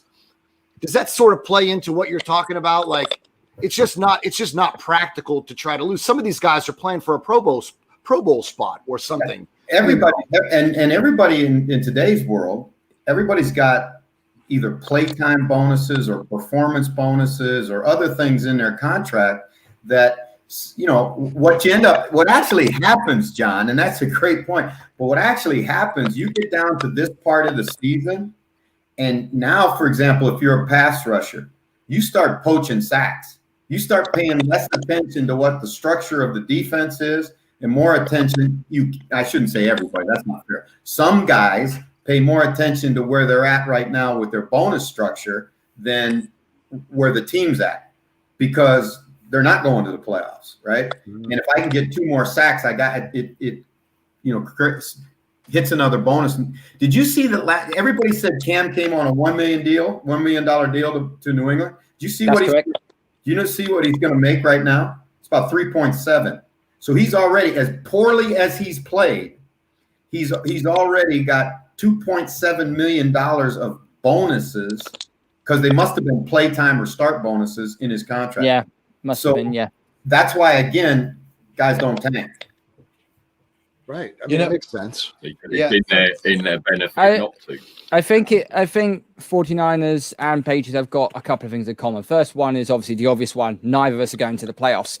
The second one is regarding of the fan bases.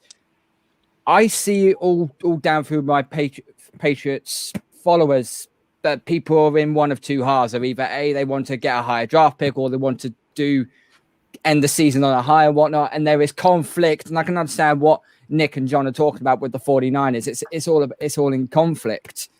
Carl, let me ask you a question, because you hit on something I wanted to talk about when this whole topic came up. There's a difference between, in my mind, say, for example, in your situation as a Patriot fan, mm-hmm. I've seen enough Cam Newton. There's nothing more that Cam Newton's going to do to convince me yay or nay. But what I need to see is Jarrett Stidham. And that's a completely different thing than tanking, because you're playing Stidham not because you want to lose for a better draft pick.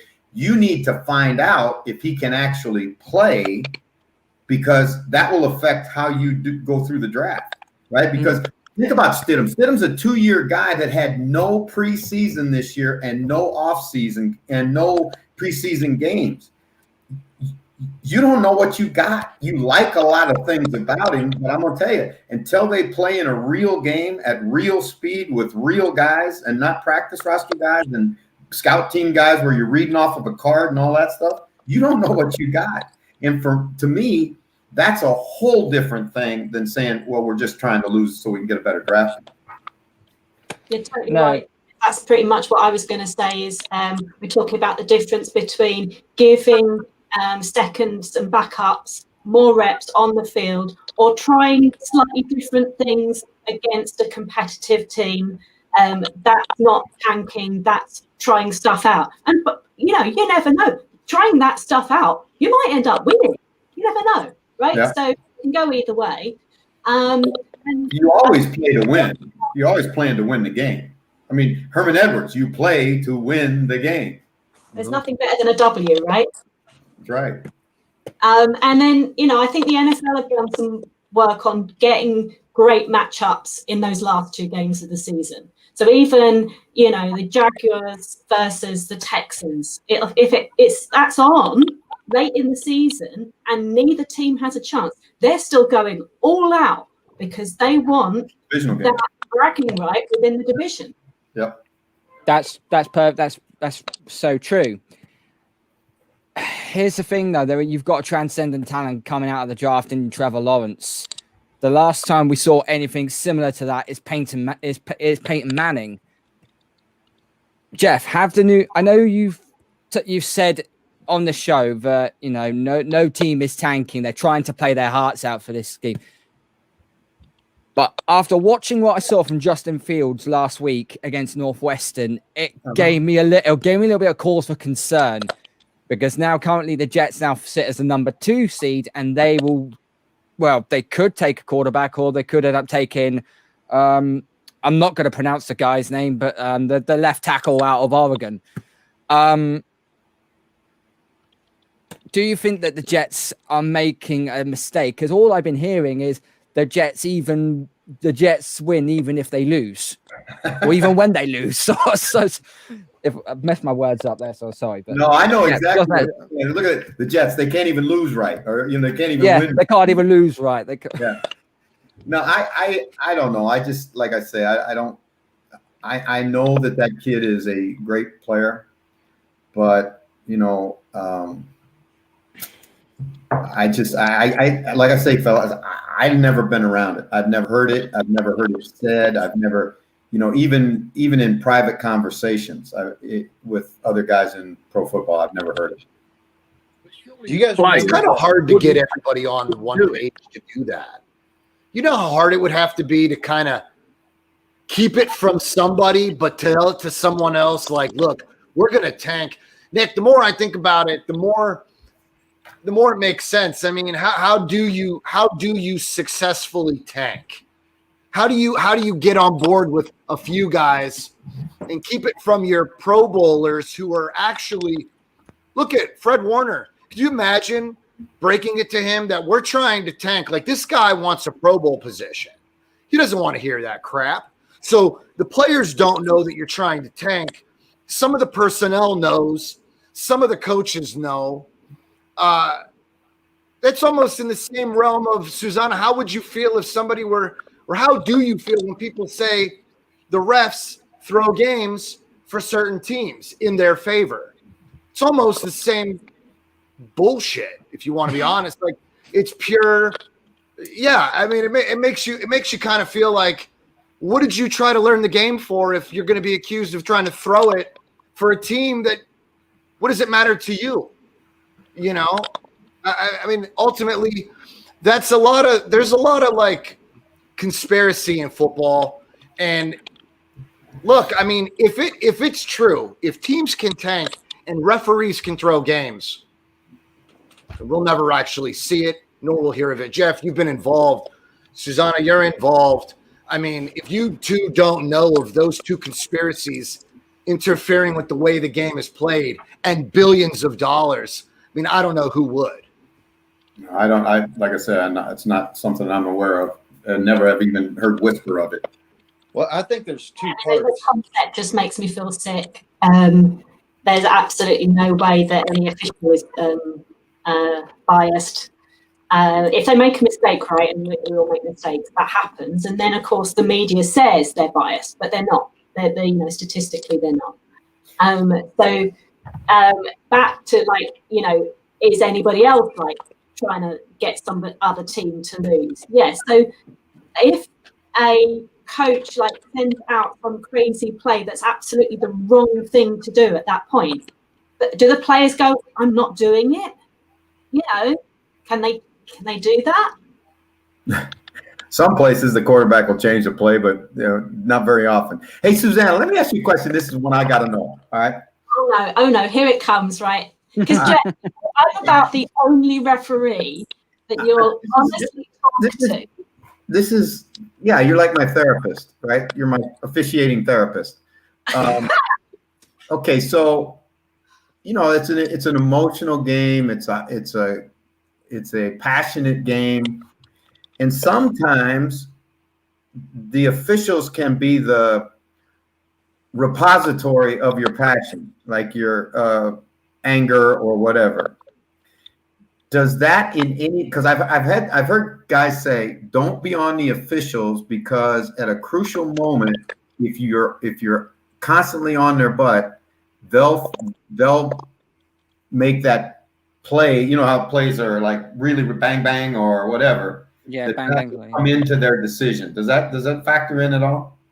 Well, it's something we learned pretty early on, and I do remember when I was a fairly young official. When I say new, I guess, I'd been officiating maybe a year, and this coach was right on my shoulder, like right there, every single down, going, that's a hold, that's a hole. Can't you see it's a hole right there in my lug hole? And you get this sort of selective deafness, okay? And, you know, you're sort of blocking that out. And I'm just hearing it over and over again, but, you know, like doing that and just like, I see what I see. I officiate what I see. I'm not listening to that. Oh, hi, Graham. He's one of my buddies in Bafra. Thanks. He's a Chiefs fan, so he's pretty happy right now.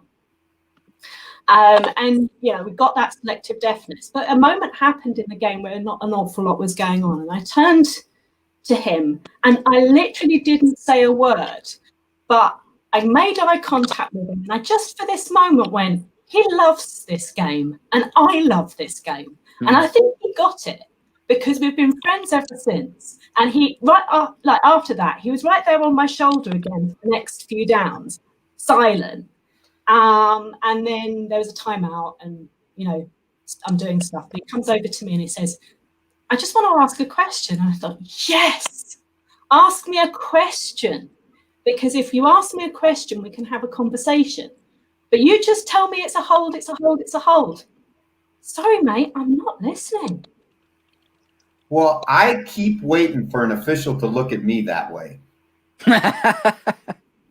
Well, you know, I know everyone in the game in the UK just loves what they're doing, loves contributing, loves seeing those guys.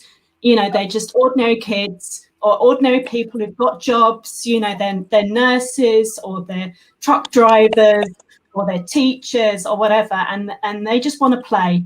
They just want to play, and you know that's what we want as well. And you know, we're there providing this service so that people can play. So, you know, why would we be biased? Why would we keep it over one team over another? There's no point. We want everyone to play. We want hundreds of people to play. All of you guys, we want you all to play. Well, that's, you know, and so many times and that we as coaches are really remiss in the fact that, you know, I would not want to be an official fan. And I think that the people who do it, particularly the people who do it at the amateur level, the high school level, the college, you know, they're really special because they're, you know, if there aren't any officials, there aren't any games. And if there aren't any games, there aren't any ball. And if there ain't any ball, there ain't any us. So that's just. You're going to make me cry again, Jeff. Huh? You're going to make me cry again. Hey, Nick, I got to run, man. I want to say Merry Christmas to all you guys. Really, Thanks, really Jeff. great. Hope you all win this weekend. Lovely meeting you. Great Zoom call with your kids, Jeff. Take care. All right. Lovely. Jeff, take care, brother. Always a pleasure. Thank you. Many thanks, Jeff. Right, we're going to pick a few games and then we're going to get that out of here. Normally, if Susanna wasn't in here, I'd be effing and jeffing, and I've actually gone an hour and nearly 48 minutes without doing it, so that's a record for me. Some people, I'll go and swear off camera. Right, okay, so let's pick a few games. Let's have a look what we got. Let's go with Titans Packers. Now, Susanna, obviously, you are fair and square and you say it like it is. Do you think the Titans can pull this one off? I think they can, whether they will or not. You know, I would not put money on it. I'd pretty much gone, this is not the one for us to win. There were other games we needed to win. We could really do with winning next week. But this one, I'd be happy to say the Packers are very likely to beat us. They are a better team. But it'll be high scoring, like I said earlier. So let's get it in the 30s. I'm definitely going to go 34-28. Interesting. Carl, who you got? I think King Henry the 22nd is going to scorch Lambeau Field. I think this guy is just ridiculous. I think he's killed 4 corners now in the last 6 or 7 weeks, just stiff arming them out of the way. It's just ridiculous. I agree with Suzanne. This is going to be a very, very high scoring game. Tannehill is going to get hit. Tannehill is going to get some bombs throwing towards AJ Brown. The thing is with Green Bay, here's the problem. Aaron Rodgers is the only quarterback you can't rely on when you're behind. If you're down by 10 points at halftime and you're behind, he's not a person that can bring you back. Now, the likes of Brady and Drew Brees and even Patrick Mahomes, for that matter, no problem whatsoever. But Rodgers in front, yeah, he can control the game clock. He's very good. He's very good throwing the ball and so on. You put him behind and you put him under pressure to win you the game, it becomes a whole different story. I've got a soft spot for the New Orleans Saints, so I'm cheering on the Tennessee Titans to win 34-31. Ooh, thank you. You're welcome. John. Well, I saw the Titans play the Browns. I saw them get decimated before halftime. I also saw them come back. And it's funny because they play with as if they've just got Henry and A.J. Brown. They don't utilize enough of the offense as I believe they should, especially in that Cleveland game, until the second half. They decided to spread the ball around, and you could see that defense, the Titans defense and the Packers defense kind of remind me, they're kind of a mirror of themselves. Both have a strong run game or run defense when they want to, and both have a questionable secondary at times. So I don't know if it's the weather. Where are we playing? Are we playing at Lambeau? Yeah, sorry, it's at Lambeau Field, yeah. Okay. It's brick cold outside, folks, and a lot of teams don't play well at Lambeau because of the cold. But I will give you this: I too want the Titans to win this game, just because I believe that they probably have a better chance. I'm not a fan of the Packers. I don't like the Packers, so I would rather see, for the sake of everything holy and faithful right now, that the Titans beat the Packers. I'm going to say 27-17 in a cold game at Lambeau. We're holding the Packers to 17. I believe you could. Devontae Adams has to be covered. I know people say he can't be covered, but I've seen teams shut him down. It's not been easy, but last week he only had about 47 yards receiving. He did. He cost me everything in some DraftKings bets, but yeah. Oh dear. And that's why we can't see you. That's why I just want you guys to win. So you guys got to take out Devontae Adams. You've got to earn your punch. Shut down A.J. Brown. Or they've got to try to shut down A.J. Brown, and I don't believe they can do that. Right. Freddie, what do you call on this one? I cannot wait for this game. I mean, after watching that Giants-Browns Sunday night last week and 4 a.m. watching this absolute nonsense, and then, of course, the next night watching the Steelers rubbish the night after, I can't wait for a proper prime-time classic. So no doubt it'll be a letdown and a one-sided win, but I reckon it'll be a high-scoring, equal game because two reasons. One, the Packers can't stop the run, so Henry's going to have a field day. And two, the Titans' pass rush is almost non-existent. So, again, it's going to give Rodgers plenty of time. So I suspect a very high-scoring game. Probably one score either way. I really liked Tennessee, though. I've got a bit of a soft spot for the Titans, so I'll go Titans 37-34. Happening on this show today, Nick. You can have these guys on again.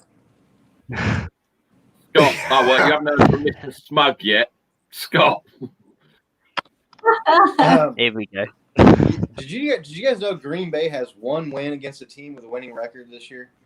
Yes. Did anybody know that? I just don't know what. I didn't. I don't know what to think of that team.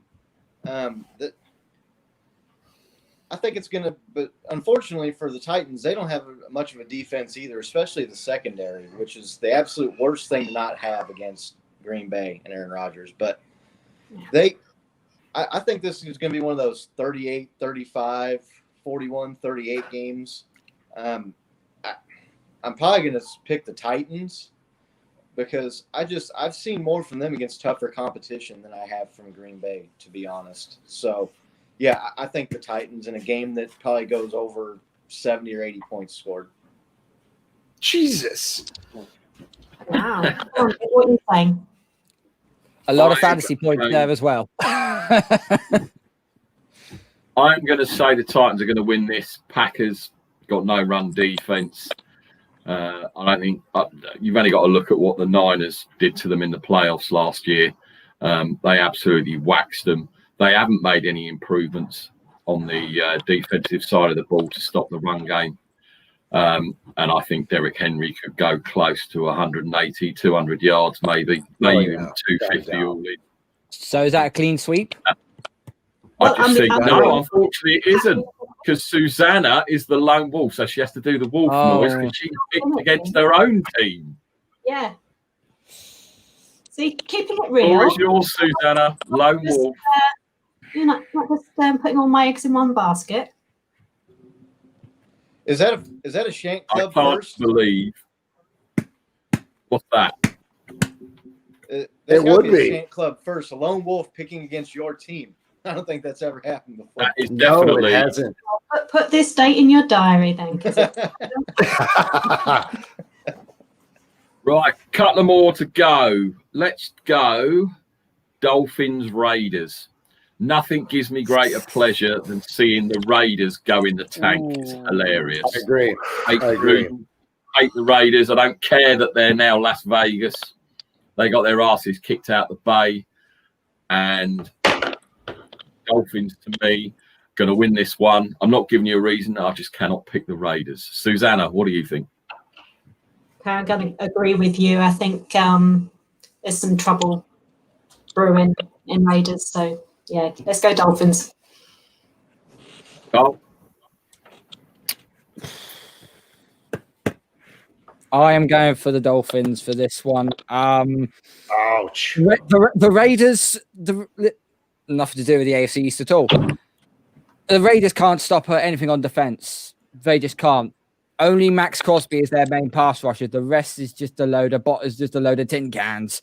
Their secondary is now shot to pieces, and they can't stop. And the last 3 or 4 games, they've been giving up well over 100 yards rushing in their games. They can't. And to make matters worse, Miami have just got Myles Gaskin back.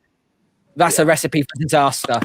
So yeah, and regardless if it's Derek Carr or Marcus Mariota in this game, it doesn't matter. I'm taking Miami. The only thing I will say, though, the people of Hawaii are being choked out of a game where Tua Tagovailoa is the quarterback for the Dolphins and Marcus Mariota is the quarterback for the Las Vegas Raiders. It could have been an all Hawaii quarterbacks matchup.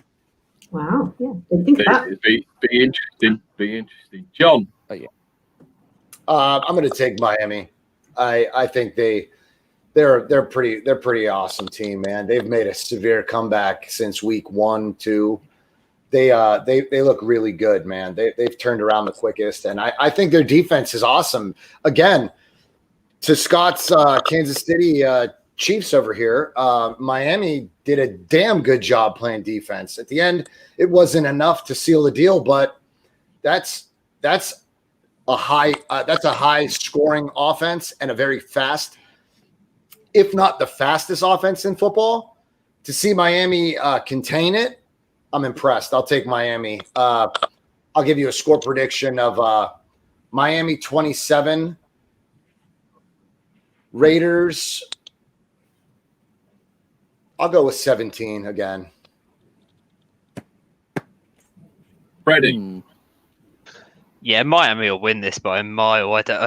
Raiders last 4 games, they got whacked by the Colts. They had a complete fluke win over the Jets. I mean, there's nothing else other than a complete fluke on that last play.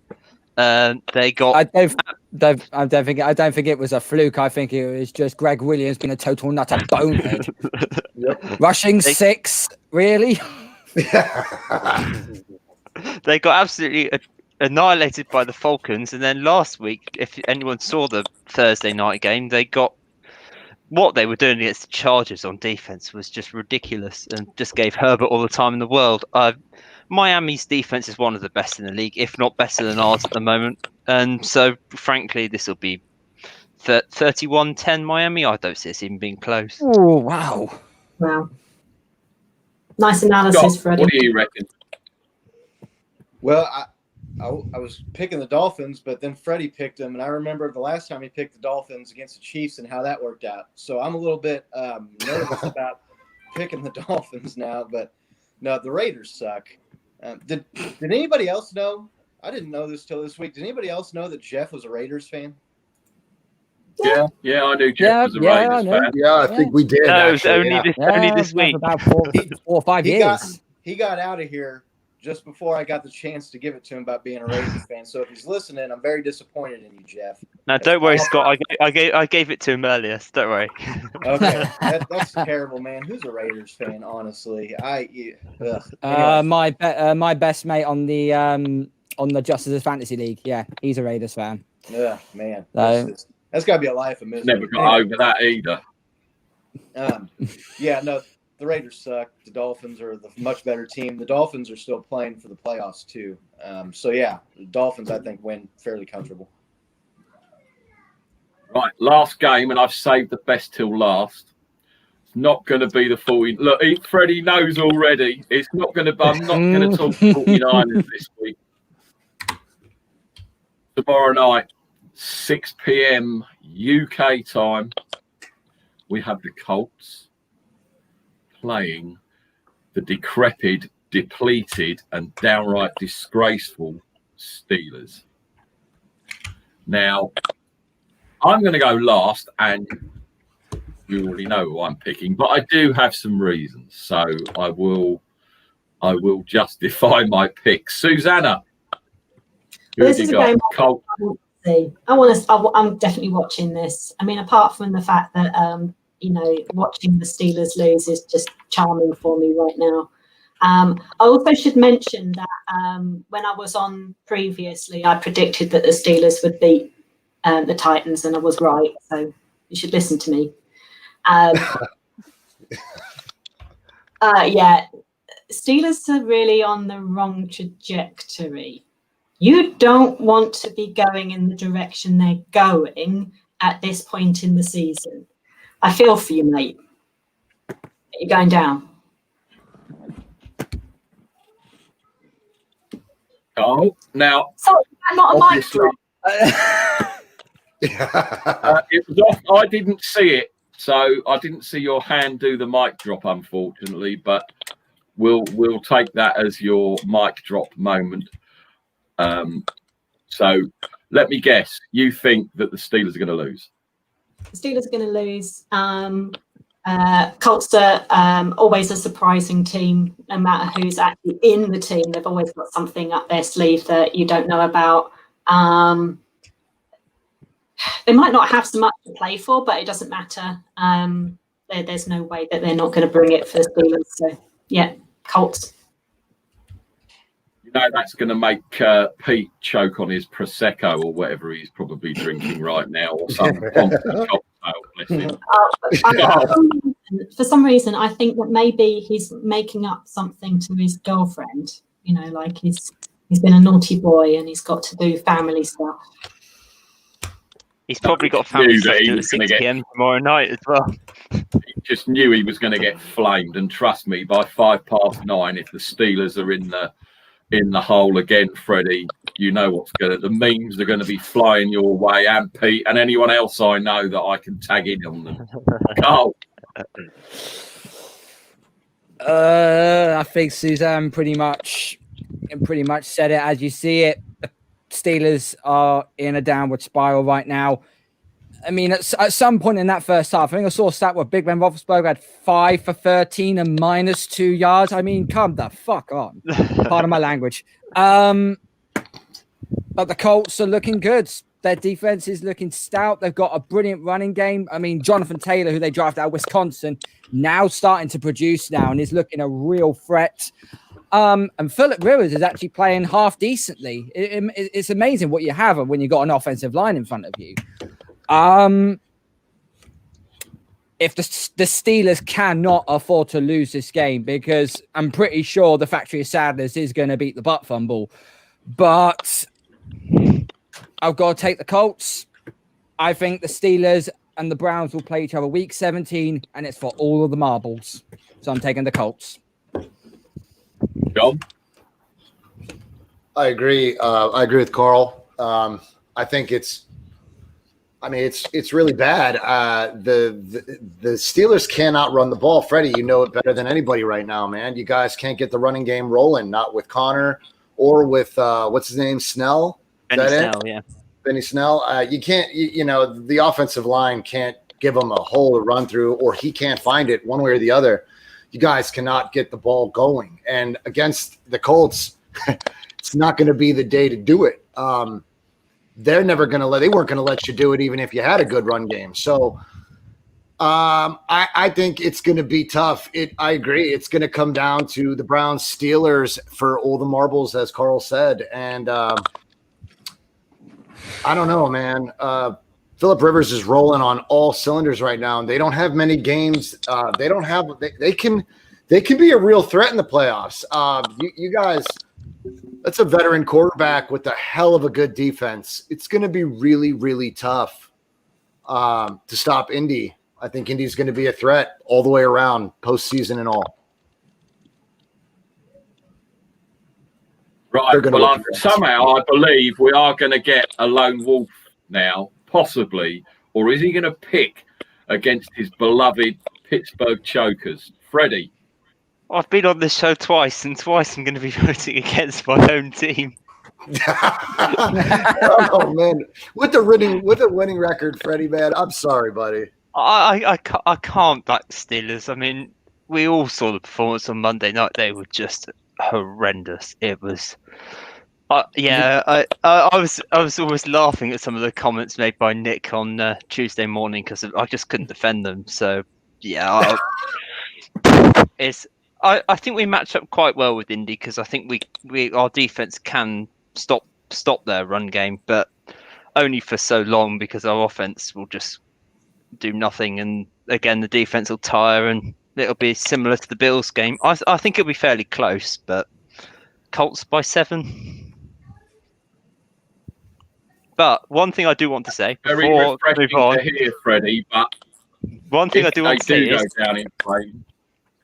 The New Orleans Saints in 2009 went 11-0. They lost their 3 games and went 11-3, and they went and won the Super Bowl. So but they had a stud quarterback in Drew Brees at the time. You can't put Big Ben Roethlisberger in that same category. Well, back in 2009, currently, I don't mean across the board. I don't mean of all time. I'm talking currently. Well, if we're talking 2009, then yeah, maybe. If he had a time machine, yeah, right. Yeah, I agree. We've got no chance. Someone put that on Twitter about time machines, and I said, yeah, well, if my granny had balls, she'd be my granddad, unfortunately. Scott, who have you got in this game? The Colts defense against that Steelers offense. I mean, it's going to be the Colts, right? And that's who you got to pick. I don't know. I hope Pete got whoever got him out of doing this show today the biggest damn Boxing Day gift or Christmas present or wherever the hell he's at that they got from anybody all year, because he owes them for getting him out of this show. I can't believe he ducked out of here today. That's weak, Pete. Anyway, the Steelers, the cracks have been there and the questions were there, and everybody kept saying, and the right truth, they started 11-0, and so you can only, play who's in front of you and who's on the schedule. But they're collapsing. And Big Ben, I don't know what. I mean, we start calling him Medium Ben now or something because he's not what he used to be. They're not looking good, and this is not the time of year where you want to be, declining. You want to be on the rise here the last few weeks going into the playoffs. So I'm going to pick the Colts. Colts. Putrid as this season has been for the 49ers, and John will know how painful it's been, especially after last year with all the injuries this year, etc., and how depressed I've been up to this point. The last 3 weeks have been the best 3 weeks of football I've ever seen. Watching the mighty Pittsburgh Steelers with their Hall of Fame QB stink up the joint. It's been hilarious. It's kind of like the Patriots have been hilarious this year as well. Don't get me wrong. I've laughed, and Carl will tell you, I have pissed myself over the demise of the Patriots. But honestly, as much as a friend Pete is to me, and he knows how special he is to me, those first 11 weeks were unbearable, I've got to tell you. Every Monday or Tuesday, Niners have got waxed. And, of course, the vaulted Steelers are doing ever so well and blah, blah. And he was unbearable, and I was getting it on Twitter. I was getting it on WhatsApp. I was getting it everywhere. And the last 3 weeks, especially that game Monday night, oh, Jesus, that was just bliss. And was it you, Carl, who brought up about Big Ben and that -5 or whatever it was? -2 yards, 5 for 13 for -2. I was out getting a cup of tea. I'm pretty sure Nathan Peterman has got slightly better stats during the first half game. And that's we're not going to start insulting the goat, are we? I was out making a cup of tea, and I heard that stat come up, so I had to pause the live game, rewind it, pause it when it had his stats up, to take a picture to tweet it out because it was hilarious. I saw the photo. I don't know what the hell is going on That with was the Steelers hilarious. at the moment. All jokes aside, even the running game, but it's just dink and dunk. I don't know if Ben hasn't got the arm anymore, whether the receivers aren't running the right routes and getting open, a mixture of both. I know drops happen, but I can't remember the last time Ben and Pete had a bet with me over 40 yards in the air. But I don't know how many weeks ago it was, and he had to give me 20 quid, and that was hilarious. That was exciting. I can't remember the last time Ben threw for like 20 yards consistently. Now, only he will know whether his arm is now knackered or, the line's not holding up. I don't know. I can't put my hand on it. But, losing becomes infectious. With all those, and I know you've had injuries, etc., and I know I bang on about the 49ers injuries, but that's why the Niners are as bad as they are now, right? Where you've had a couple of players go out, they've come back, you've lost your 2 middle linebackers, but you don't really hear of a lot of the superstars going out. I know you had a few problems on the offensive line, but Big Ben has been in there all season. All of your receivers have been in there. Yes, your Benny Snail, not Snell, Snail. I've been saving that one up all day. So this roster and those receivers with Big Ben, and he likes to get the ball out quick, I know, but you're not going to win games where you only throw for 5-6 yards or maybe 10 yards. It's not going to work. Especially if you can't run the ball. Receivers cannot get open. You guys can't get separation, Freddie. And even if you get it, Ben fails to deliver. And partial to the fact that you guys can't get the run game rolling. So Ben's throwing. Jesus, do we even have a number on how many? I think it's 40 to 50. It's about 40 to 50 attempts every week. Yeah. Oh, okay. That's not going to work, guys. If you play a one-dimensional football game, it doesn't work. It does not work unless you're fucking Kansas City in the Super Bowl. You can become one-dimensional in the last 30 minutes and steal my thunder. No more Super Bowl talk. It's gone. Forget it. Kansas City are the only team in the NFL that can get away with not using a running game because they've got so much.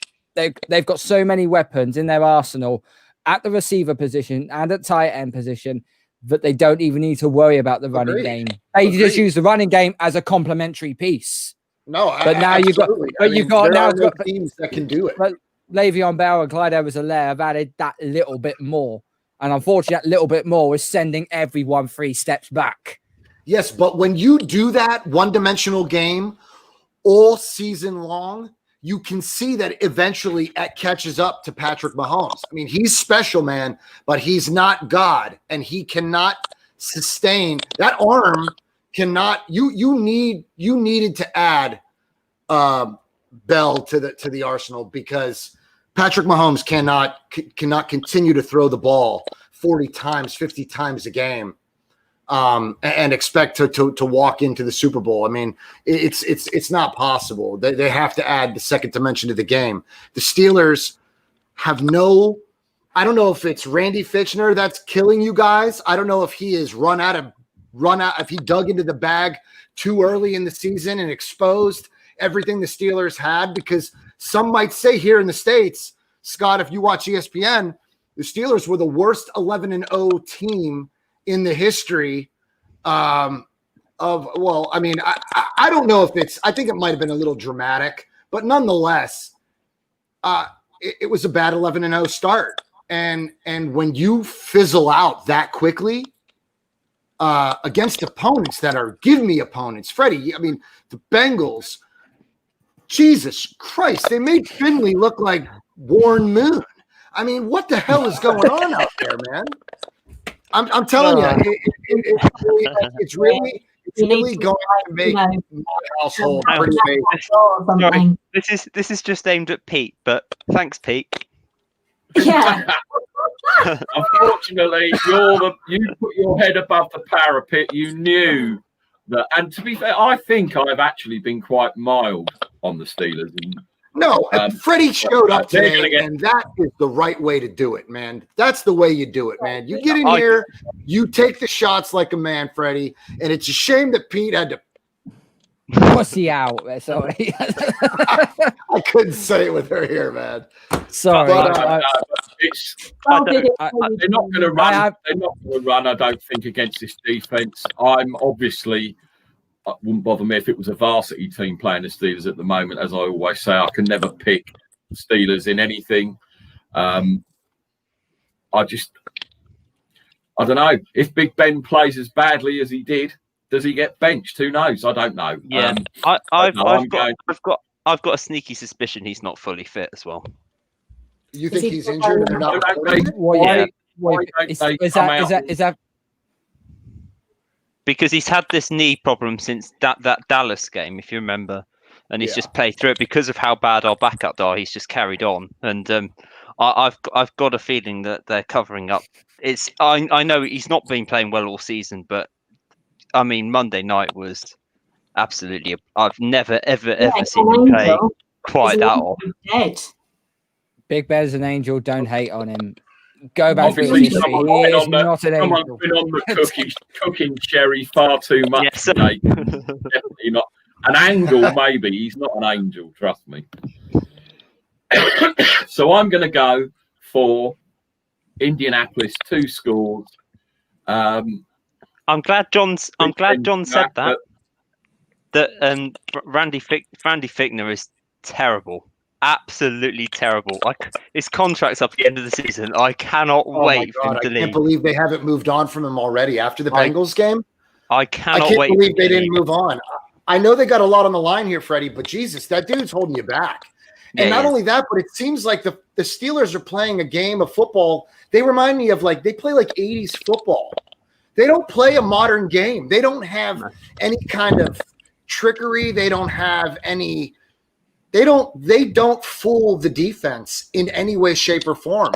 The route running is piss poor. I really don't know what to say. I think that the Steelers are playing a really old-fashioned game of football. Yeah, I agree. I think we need to have a complete clear out of defensive staff, start again.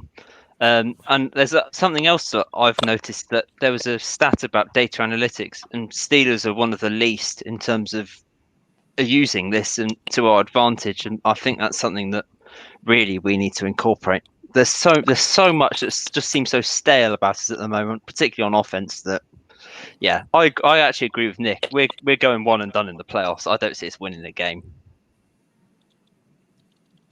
That's very, very brave of you to say that.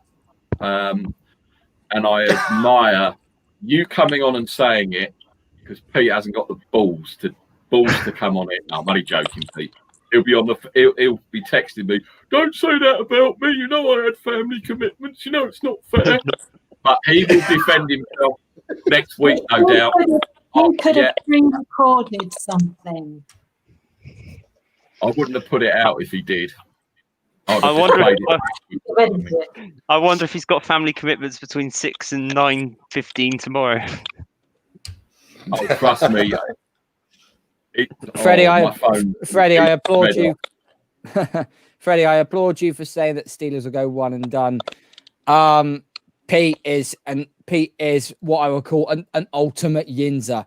He will not say no, we are done and all that. He will continue to scream and shout from the rooftops that we are going to the Super Bowl to everyone and their mother being fired the next. He's one of those fans. He does talk. He does talk a good talk sometimes. I'll give him his due on that. But yeah, I've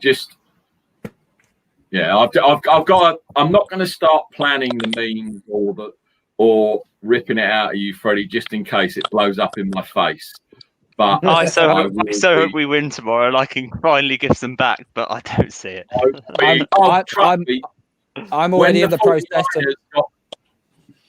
When the 49ers got waxed last week, I got it. Oh, it's the but then the miracle of or pre-Christmas miracle of the Bungles winning just turned it all around for me, and it was hilarious because the Niners getting waxed by the Cowboys was gone. It was the 24-hour rule didn't exist. It was like 18 hours later, and you lot were getting absolutely. Oh, it was just hilarious. Anyway, Bungles, I love you. Oh dear, Steelers. Right. Say thank you to my guests for coming on. We're going to get up out of here. Susanna, don't be a stranger. It's been a real pleasure and a real insight having you on.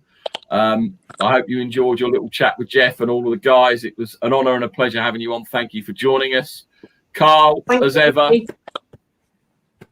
nice to see you again, mate. John, considering you said you was only going to hop on because you had stuff to do and you just can't resist, you had to stay. Where's the dog? The dog hasn't said anything today. Mind you, Pete's not been on, so that's probably why the dog hasn't been. We haven't. Yeah, Pete's not here, and we haven't really shit on the 49ers much. She's very sensitive to that, so she'll bark only when you talk shit on the Niners. Freddie, you're the man. Thank you for coming on. Really appreciate your insights and everything. And you are, if anything, you are an honest fan. You're not too much of a homer. Hell yeah. Way to take it for the team, Freddie, man. I respect you even more now, man. We like that. As ever, Mr. Smug, a.k.a. Scott, sitting there in his lazy boy look with a big grin on his face. Kansas City fan. John had to bring the Super Bowl up as usual because we still can't get over that. But it's been a pleasure having you all on.